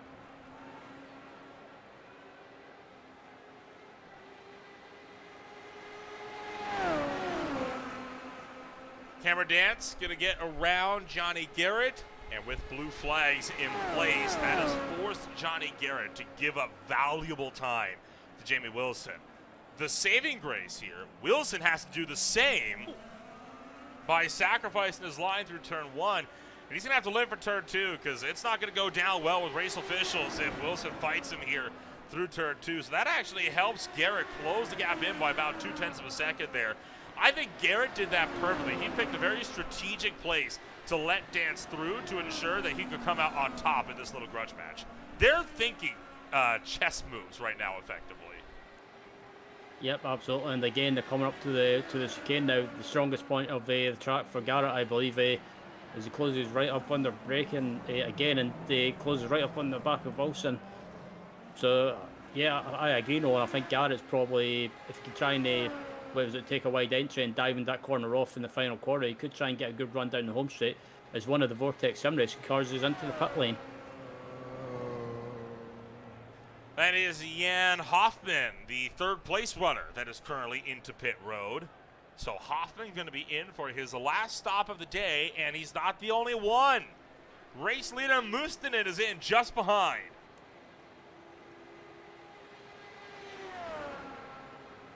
And in fact, here comes Johnny Garrett.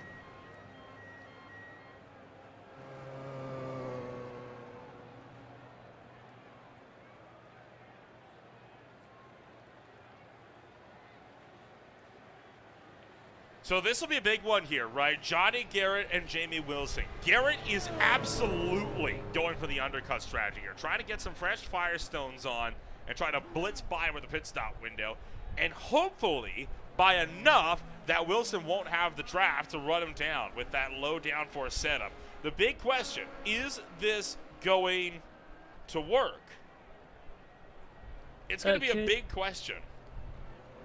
Yeah, I think that's the only the only option you've got if you're Garrett. You've got to try something to get by Jamie Wilson, because it's obvious that Wilson's holding him up. As it looks like, yeah, we've got a few more takers into the pit lane now. We've got Ethan again into the pit lane as well from, it looks like, 4th place. Ethan Hagen in again into pit road. Franz Josef Stu and Randy Shoemake both in as well. Second run of pit stops again underway. Cameron Dance currently with the race lead, but that is not going to last. He's still running net P2 on the racetrack. So Dance takes it to pit road this time. Jan Hoffman still making his way out on the racetrack. He'll take over the spot from Ethan Hagen. No challenges there. Well, Dance sees what he can do. Yep, and the gap with Mr. Dance and the Mustinen is about 29 seconds, but I think by the time that Dance gets his final pit stop all done, I think Mustinen will be well gone in the lead, and the gap should be about probably round about, before the pit stop it was about 10 seconds, 11 seconds. So as Dance comes out the pits, and I think just coming out, the gap should be around about 10 seconds.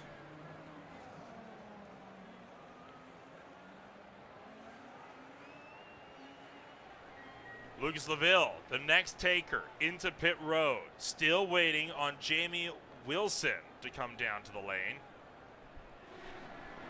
Wilson at the moment.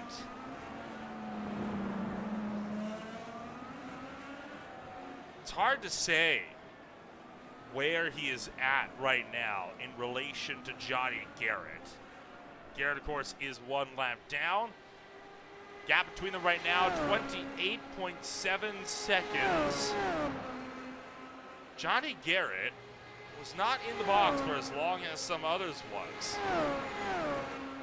Oh, sorry, I'm looking at something completely wrong. 44 seconds, that's the time. So right now, I think Garrett would actually get out by about 2 seconds ahead of Jamie Wilson as things stand.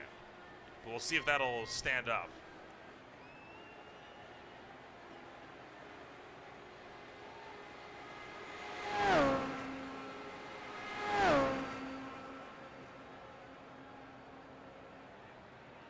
Yep, it looks like Stanley's into the pits as well. So, yeah, it's been a bit of an up and down race for Stanley. He was having a great race with Garrett in the early stages, but unfortunately that mistake, it kind of hindered his race a little bit. But he's still inside the top 10, which is still a decent result as he's about to leave the pit lane. And I think that looked like a short stop, Nolan. Trouble for Rob Barnicow off the road. Taking a quick look at what happened here to Barnicow and more. Looking like there may have been a couple cars that have gone off the road here at this section of the racetrack. So, seeing what's what. Barnicow went a bit hot, and he just shot out wide. I like that he hit the brakes, allowed Ethan to get through. Recognized he's going to rejoin right in front of him. So did a good job kind of backing off there. Here's the battle for third, Jamie Wilson and Jan Hoffman. But the tricky thing here, Jan Hoffman, or Jamie Wilson, sorry, has not come down to pit road yet. In fact, he's one of two now that hasn't come down to pit road. As here comes Barnicow. Yeah, and I think if you're Wilson, you've got to think about it. You're not really in a battle with Hoffman, so I think it's probably wise of Jamie to maybe not make a big deal of a fit or a big fight of it with Hoffman. So I think if you're Jamie, you've got to think of that battle with Garrett, because it's technically that's who he's fighting against.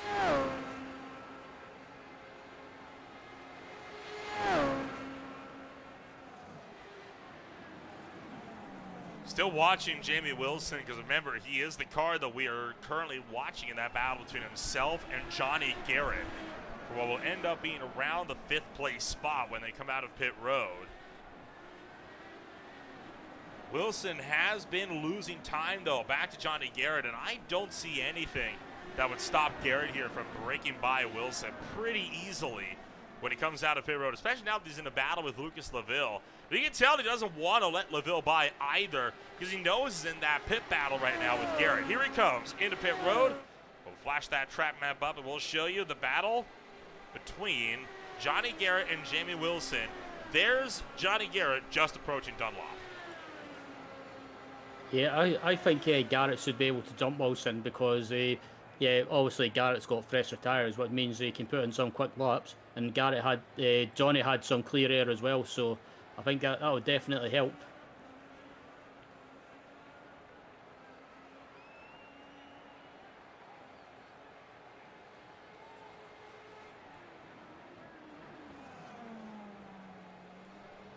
Wilson, though, a very short stop there, only 10 seconds compared to Garrett's 11.8. Coming out of pit road, short fuel in the car, he's got him by a good margin at that. Garrett nowhere close to Jamie Wilson. I honestly thought that Johnny might have jumped him because just because he put. Oh, as I say that, Johnny made a mistake in turn 1. That was a pretty big mistake at that, so I think that may have just destroyed any chances of Garrett coming back at Jamie Wilson here. Yeah, looking at the replay on board Johnny, and I wonder if this is a case of heading into turn 1 just a little bit too hot, and it's he's probably lost it mid-corner.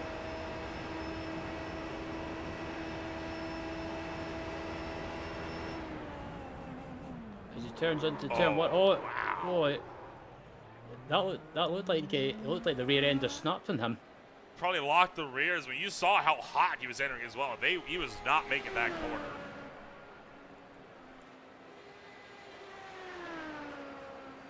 Well, racing action continues on, and now we've got other battles on the racetrack that drivers are no doubt going to be looking to worry about. Let's ride on board here with Thomas Mustonen as he continues to lead the way from the Fuji Speedway.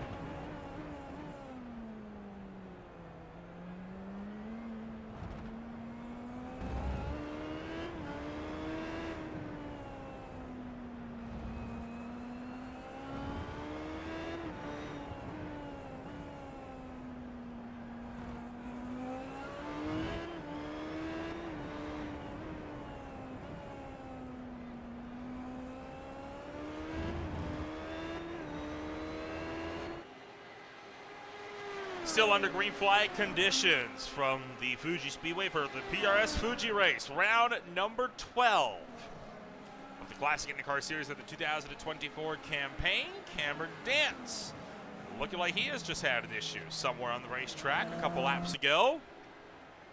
He's coming through Coca-Cola turn. Too much on the exit, spun it around, but was lucky enough to lock it down.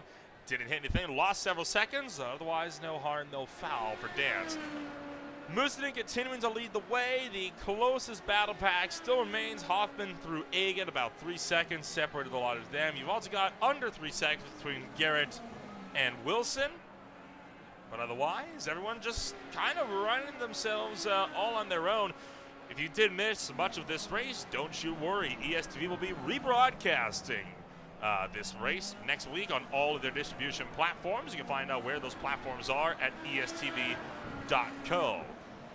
Ryan, it's been a long season for this field, and there's not a lot of time left to go in this season either. I mean, there's only 2 races left after this one. A run of the Legacy Phoenix Raceway mimicking the Circle K Fiesta Bowl 200. That was taking place back in 1986, 200 laps around the track from Avondale, Arizona. And then, of course, the month of November, pole day on the 3rd, bump day on the 10th, the ever-coveted Indy 500 on the 17th to cap out the season. 2 ovals to finish things out, and both of them just as thrilling as the last. It's going to be a good one. Yeah, absolutely is, and 2 great tracks to round out the season. Obviously, Indianapolis has got a special history and a special place in the IndyCar community.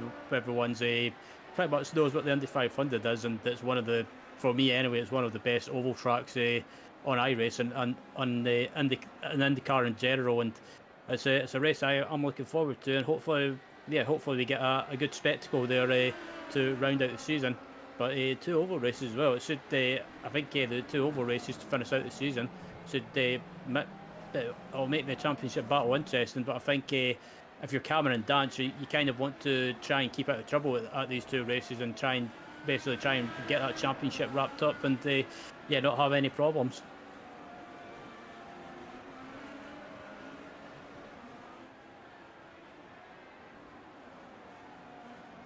As we look at Mustonen coming around the final corner, and what can you say about Mustonen there, Nolan? He's pretty much been in command for the whole race and he's not really been challenged.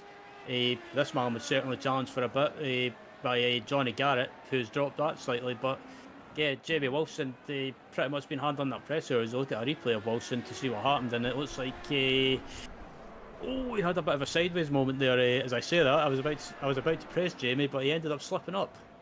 And that lets Johnny Garrett through by 10 seconds now as a result of that one. So Johnny Garrett well and truly secure with the 6th place spot. Dozen laps left to go. You know what, let's take we talked a little bit earlier about the 2025 season. Why don't we talk a bit more in depth about what that's going to look like? The season kicks off March 16th of 25 with the Gold Coast, the replication of the Gold Coast IndyCar Grand Prix from 91. That'll be at Phillip Island. A 2-week break takes you then to the Honda Indy Grand Prix of Alabama from Barber Motorsports Park from 2013. 90 laps, but Barber has long been praised as a real driver's track, and it's easy to see why. These cars there, I've driven before, it's a handful. Another 2 weeks off, one for Easter, and then the Kansas Speedway. Kansas plays host to the first oval race. That's going to be wild. Of course, the Indianapolis Motor Speedway's road course makes another return on May 11th, and it's 2 weeks off. The last race before the summer break will be at the Iowa Speedway, and then it's an oval extravaganza when we return in August to Michigan and Kentucky. Circuit Gilles Villeneuve, we've seen that once this season. Mustonen dominated that race. We'll no doubt be looking to do so again when we return on August 31st. Then it's into September for the Mid-Ohio Sports Car Course, the Long Beach Street Circuit on September 28th, and then Pole, Bump Day, and the Indy 500 to close out October. No month of November this time, as the final race will be held on October 26th. Now, this is, of course, just the provisional schedule. No guarantee. that this is going to be the final schedule for 2025, but that is at least the provisional schedule that's been laid out. It's a pretty good schedule. I would be really excited to be able to call that one as well. So there's a lot to be excited about with the Classic IndyCar Series right now. Yeah, excuse me. Yeah, absolutely. And the Classic IndyCar series has been around for a long time. It's one of those series that I've watched for a long time, and it's always produced fantastic racing. And hopefully next year is Nolan, we get a bigger entry list and bigger turnout. And I think if we get a bigger turnout for next season, I think the racing will be even better. I do hope the turnout improves. I remember back before certain events with certain companies that will go unsaid as of now occurred. This field was sporting, mid-20s, sometimes even low 30s fields. It was a great show. Not to say this isn't a great show. I mean, this race today has been phenomenal. This whole season has been phenomenal for their first season back to broadcasting. But you can tell there's a lot of notable names that have been absent. Joshua Chin, I think, being a key one that has been missing throughout much of the season. We saw him race, I think, twice. Once for sure when he won the season opener by a country mile by 36 seconds. But the Classic IndyCar Series, I think, could see a huge resurgence now that we're fully back. And I really hope that more people show some interest, because these cars are a thrill to drive. It's a very unique experience, and for these guys, I think they would not complain about more competition, because it means more chances to be able to really test your skill in one of the more difficult cars to drive on the iRacing service. Yeah, absolutely. It's one of those cars that's it's very difficult to drive, but when you get on top of it, it's very rewarding. And on the road courses are great fun. On the ovals, this car's I would say terrifying, but terrifying in a fun way. And again, if you get on top of it on the ovals, it's an absolutely awesome car.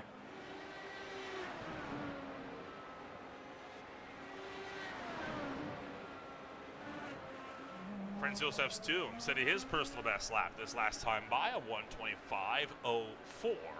So Stum currently running 9th again, picking up the pace a little bit. Not like it's going to do much, though. He's got 35 seconds to Marshall Stanley up the road. That's a tall order to overcome that gap in less than 10 laps. Yeah, less than 10 laps to go. I think I'd say, I don't think he'll be able to close that down, but you never know. But at the moment, it's still Thomas Mustin and leader at the moment from Cameron Dance, and they look at one of the Vortex Sim Racing cars as well. And again, I have to say, no, on this livery looks really nice. I do like that pink and white. It looks it's a good mixture. It looks like Stum's had a mistake. Yeah, big trouble for Stum here. That's at the hairpin, I think, that he's just looped it, isn't it?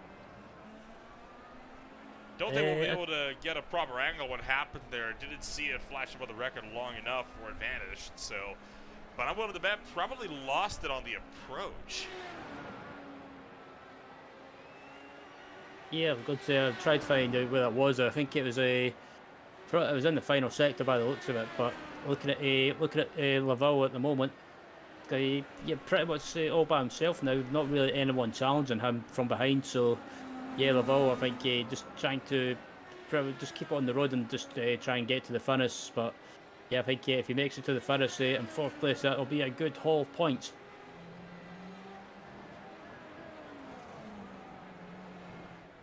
Franz Josef Stum around again. So the number 34 car not having an ideal run for him. This is at Coca-Cola, just lost it on the apex. Swung it out wide, but he's able to get it back under control. So Franz Josef Stum still in a bit of the struggle bus right now, but he's doing his best. He's doing what he's got. He's doing his best with what he's got to work with right now. We talk about what's coming on up on Greenflight TV over the next few days. Tomorrow, the High Tide Race League MF Racing Designs Premier Series swings out to Rockingham Speedway. The Rock playing host to round number 4 at 9 o'clock p.m. Eastern Time. They had a great run at Chicagoland last week, and it's going to be a good one as well. The Ole Miss World Cup Series kicks off playoff season at homestand Miami Speedway on Tuesday nights, and the Beer League finally back. It's only been a 1-week break for them, but they're back with their preseason race at the Circuit de l'Ethanol. That'll be coming on up this Wednesday. They've made the switch to the Spec Racer Fords for this season. That's going to be a fun ride. Don't miss that one, 9:20 p.m. Eastern Time on Wednesday night. Speed Cup Series also kicking off playoff season at Talladega this coming Thursday night, and as well, SRA finally returns to Great Flight TV. They've been off season since about May now, and they finally returned with the Track Hawk 50 at Bristol Motor Speedway for their brand new mini stock series. 3 heats, followed by a nice long feature. Should be a good one. And then the Saturday after, the VSCA Sports Car Championship finally closes out their season as well with a 10-hour endurance race on Braselton, Georgia, and their rendition of Petit Le Mans for the 3rd year running. So a lot coming up that we can be excited about. Marshall Stanley has had an issue. Yep, Marshall Stanley, I was just watching in game, it looks like he had an issue, and down here, and he just clipped. As soon as he clips that inside curve and tries to go on the power, it just looped him round, and manages to get going. Has a bit of a bouncy ride over the sausage curve, but manages to get going again.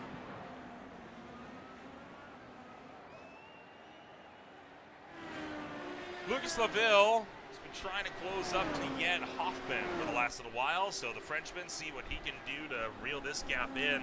He did close by, 3.7 seconds on the last lap. So I think that says that Hoffman definitely had a problem on the last lap, which is why we see Lucas Laville being able to close in that much. Because you don't just close in 3.7 seconds on a road course unless your opponent has had a major problem. Yeah, I was watching that as well. I wonder, I never saw what happened, but it looks like I wonder if Hoffman's maybe struggling with the car now, and they also made with a mistake. Is that with a mistake to add to that as well? It looks like he's lost a heap of time, and it's allowed his teammate Laville to close up to the back of him. Now the question is, though, will they apply any team orders? Or basically, the only team order is you're allowed to race, but don't take each other out. Who knows? I mean, they have raced each other before. They have been quite successful in doing so. 75 laps to go. Oh, 75 laps to go? 5 laps to go. We're working lap 70. So, oh boy. What the world was that? Johnny Garrett with a weird one. Coming up to the hairpin. Right on board with this one. It's a weird little wiggle that he gave. Yeah, that looks like the same mistake I'm not sure who it was, but the same mistake that someone else made there. But this time it's on corner entry, and I think it's that outside curve that's caused him to maybe go round.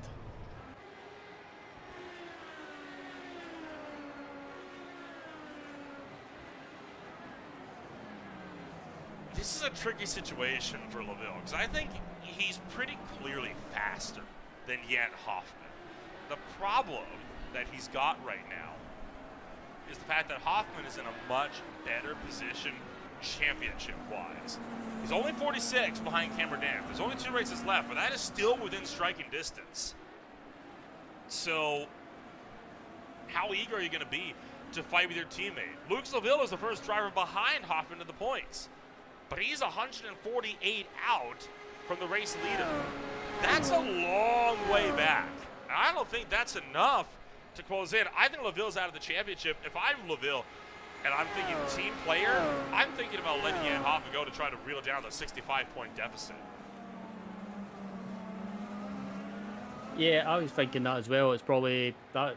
I was thinking something similar. And just behind these two, you've got the leader, Thomas Mustonen, and closing up behind these guys as well. So, like, these two drivers probably won't make a big deal of it trying to stay in front. I think they'll just let Mustonen go and just try and basically just watching Laville. I don't think he's not closing the gap on Hoffman that quickly. So I think if you're those two, if he gets to like maybe the final 2 laps, I would probably just settle where they are and just finish where they are.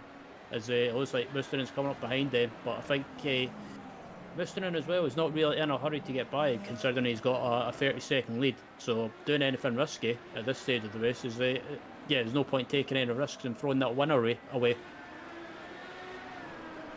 I don't think Jan Hoffman and LaVille are too concerned either, because again, they've got, what, 6 seconds back to Ethan Akers, so they're just trying to focus on managing that guy. They've got 50 seconds up to Cameron Dance up the road. There's no point in trying to push hard for more time where you're not going to find it.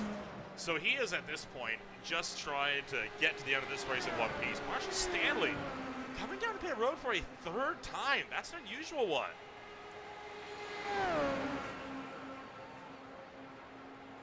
Stanley too short on fuel. He couldn't go the distance.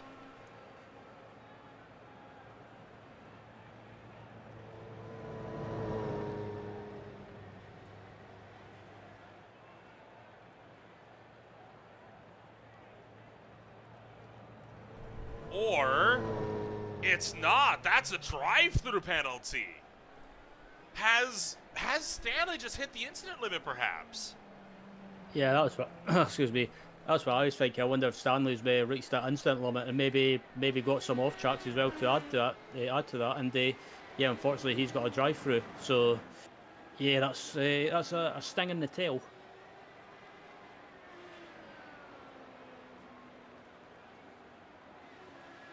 20 off tracks is what SDK is reporting for Marshall Stanley. Now, again, sometimes SDK be a little overzealous sometimes in reporting on what is and isn't an off track, but more often than not, it's pretty correct and honest on that. So that would be enough to put you over, I think, the 17x limit. So that's unfortunate news for Stanley. The good news is he didn't lose any positions. And at this point, it'd be hard for him to. He would have to spin out again to fall back enough to lose one to Franz Josef Stum. So he's not out of the woods yet, but still good to go for the most part. Meanwhile, a 1:23.16 for Mustinen, and that is only 300ths off of his qualifying time.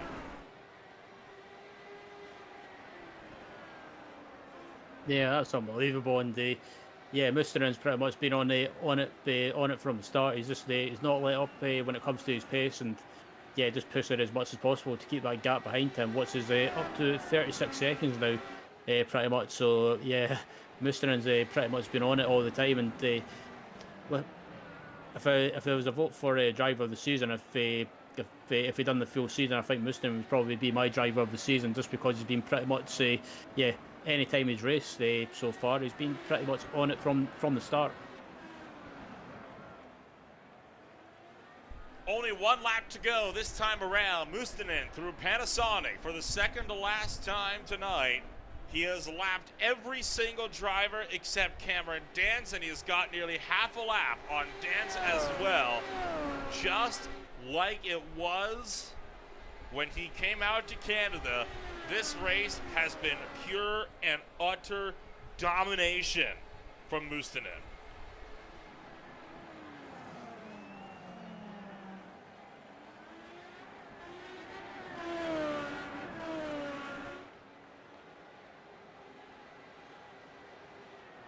He's working his way through Coca-Cola Bend for the final time with absolutely nothing to worry about up the road. You have to wonder what's going on in the head of Mustinen at this point in time. He came into this season a little bit late to the party, but boy, he has been putting together some stellar results this season. It's just a shame we have not been able to see him make a better run of things so far. He currently sits 9th place, 3 wins on the season, a 4th at Michigan and a 17th in the DNF at Pocono. But he has won Canada. He won Road America. And he is looking like he is ready to take one final win on the road courses this season. Off of the final turn, Mustinen will take 3 in a row. It's the hat trick for the driver out of Finland. He wins the PRS Fuji race from Japan.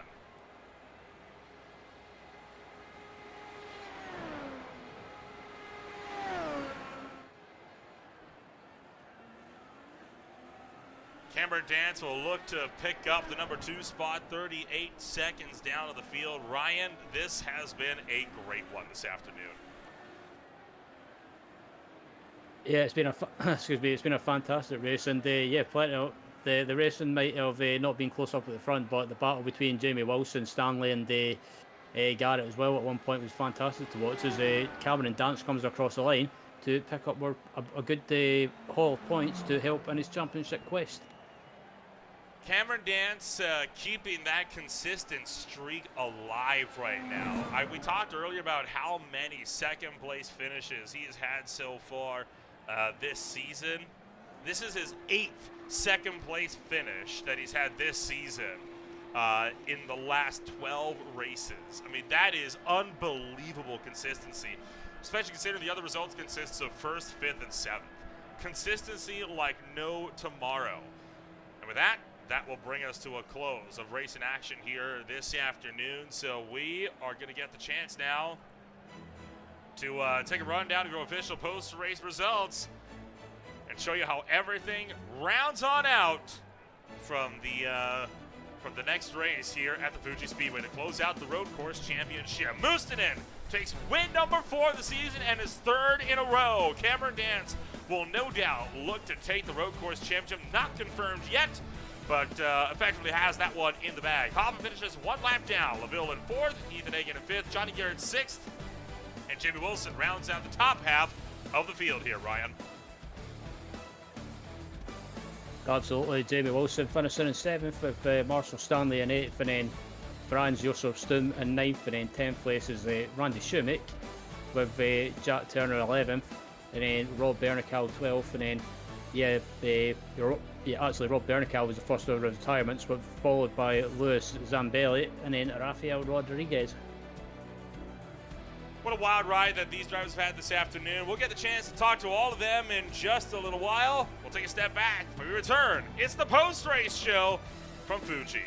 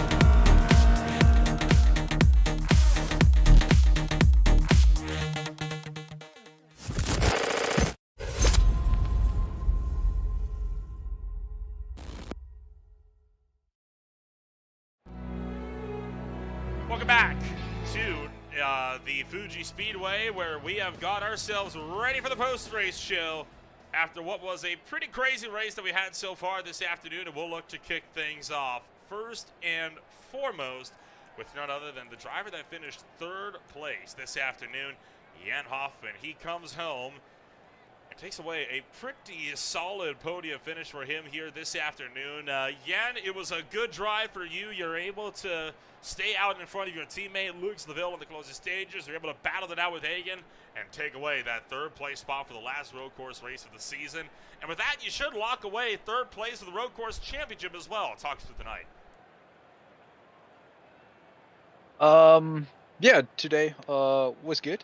That I was pretty good that I made the jump that early on Ethan and could build the gap.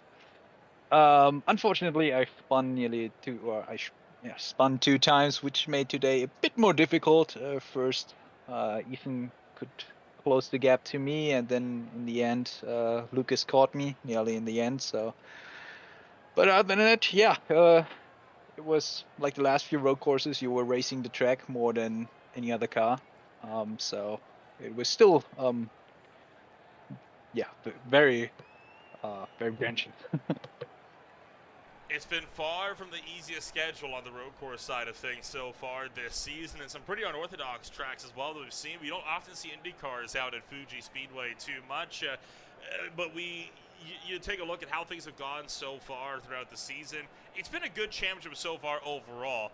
There's still 2 races left to go, both of them the American side, both of them on the ovals. Do you think you'll have something for the top 2 by season's end? I don't think I can beat Cameron. I think at this point his gap is just too big. Despite him missing 2 races, I think I also had 2 DNFs. So yeah, there's nothing to gain there on the drop weeks. But on Ethan, I think I have a chance to hopefully make P2.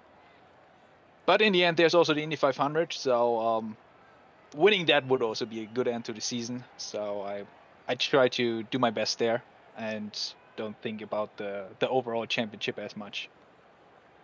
Well, fingers crossed you'll be able to get yourself in there with some good final runs throughout the course of the season. For now, though, 3rd place in the Road Course Championship entering, and probably that's where it's going to be standing once we leave here this afternoon. Anybody you want to shout out for getting you that 3rd place for the championship on the Road Course side? Oh yeah, I want to shout out the team, Vortex. As always, preparing this car is a team effort, and we all try to do as much as we can in our free time on the car, preparing and sharing thoughts. So yeah, and also it was a good team effort with Lucas finishing P4, Marshall finishing a race for once, so that's also good for him. So yeah, good team effort. Congratulations on 3rd. We'll see you in a couple weeks at Phoenix. Jan Hoffman comes home number 3 this afternoon. We'll bring it on down to Cameron Dance, the current points leader, and now looking potentially be your road course champion as well. The driver that has taken his 8th second place finish of the season, standing by with Ryan Walker. Yeah, first off, Cameron, congratulations on the 2nd place. It looked like you had the pace, but basically Thomas just had that slight edge when it came to race pace. But still, 2nd place, it's another good haul of points for the championship. And how was that race for you? Yeah, it was alright. We had some decent pace. We're actually pretty much on par with Thomas as far as raw pace goes. We were lacking probably a little bit in the last sector, I'm pretty sure, based on the way that the Delta was looking, and otherwise we were pretty much equal from turn 1 all the way through to that last nasty bit. So yeah, we're pretty happy with the result, to be honest. Obviously Ethan's finished a few more positions back, so that's another gain in the championship by a nice little margin as well, so that helps us in towards him in the final 2 rounds. Yeah, and we saw when Thomas was pulling away, he had probably about 10-second gap, and then it basically went up to around 30 seconds after the last set of pit stops, I believe. Did you make a mistake, or was it just Thomas was just that slight bit quicker than you? Yeah, I actually ended up taking too much of the inside curve at turn 2, and it smacked me out sideways, so that wasn't too ideal. But after that, it was pretty much just, there's not even 10 laps to go, so I was just in cruise control mode, and then with 3 or so laps to go, I was like, I'll try back it off and see if I can get fastest lap, and it didn't quite work in my favor, as Thomas went a little bit quicker, but it is what it is. Try to get that extra bonus point where you can. Yeah, I'm just quickly looking at the points for the road championship. It looks like you've got that wrapped up now by the looks of it. So yeah, you've got, I guess, one championship wrapped up, but overall, with the final 2 rounds of the season being 2 oval tracks with Phoenix, and then the last round at the Indianapolis to round out the season. What's your mindset? What's your plan for the 2 oval races? Obviously, road and the oval races are two different kettles of fish, if you like. So is there a different mindset going into those races, and it's just basically play the long game, think of the championship? Yeah, for Phoenix, it's probably just do what we've been doing pretty much all season, try and finish ahead of who we need to and score more points to have a bit of a buffer going into Indy. And then I guess Indy's going to somewhat similar, play a little bit conservative, but at the same time, it's the Indy 500, so you got to go and just give it a red hot go and see what happens. Obviously don't want a DNF, but going to give it a red hot go. We know our car's pretty quick there from last year, so we'll see what the Iconic boys roll out there. But yeah, it's going to be interesting to see what happens in these last 2 rounds. I'm looking forward to Phoenix. It'll be fascinating to see what the car drives like there and obviously what sort of racing it produces. But yeah, so far so good. It's been no complaints and just need to keep doing what we're doing. Good stuff, and yeah, hopefully in the ovals as well, you can take some inspiration from another NZ driver, Scott McLaughlin. So hopefully you can do your stuff in the ovals. And before you let you go, Cameron, any shout outs or thank yous you want to give? Yeah, obviously shout out to the whole team as always, helping us out and giving us plenty of support along the way. And everybody on the car, obviously Hybrid Tune, Team and Tweaks, Fight CRC, some 3D, Sim Racing Bible. Everybody for turning up and all the committee members for making it a really, really good series and race, and you boys for the awesome podcast as always. And we appreciate the kind words, Cameron, and again, congratulations on second place. I'd look forward to seeing you on track at Phoenix Raceway in a couple of weeks' time. Yeah, cheers, boys. Oh, that was Cameron Dance, second place finisher, joining us, and I believe that's the last of the drivers to be interviewed, Nolan.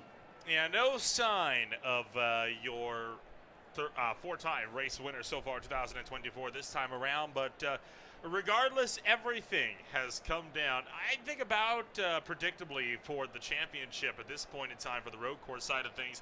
But there's still 2 races to go. Phoenix Raceway comes on up. As we've seen before, Ryan, Indycars and Phoenix is a dangerous combination, especially on that legacy layout. I think we're only just getting started. Yeah, absolutely. I was thinking about the last 2 races were about being ovals. I think, but as Cameron said, it's for him anyway. He's going to give it a red hot go at in the last 2 races, especially at Indy. And I think it was a good way to sum up pretty much his mindset. And yeah, the last 2 oval races could throw a spanner in the championship battle. And yeah, hopefully it should be a good one for the last 2 oval races. We'll see how everything's going to pan on out when we go racing a little while later over in Avondale, Arizona. For now, it's time for us to say farewell. What a wild ride it has been this afternoon. Don't forget to check out the High Tide Race League Premier Series from Rockingham, as well as the playoff seasons kicking off for Ole Miss Sorrel and Speed this week. And then returning series with the Beer League and the SRA brand new mini stock series. Both series going to be a fun one. If you want to find out more about who we are, what we can offer you, check us out today at www.greenflighttv.com. My name is Noel Rempel, alongside Ryan Walker. We'll see you later when we swing back out to the ovals in Arizona.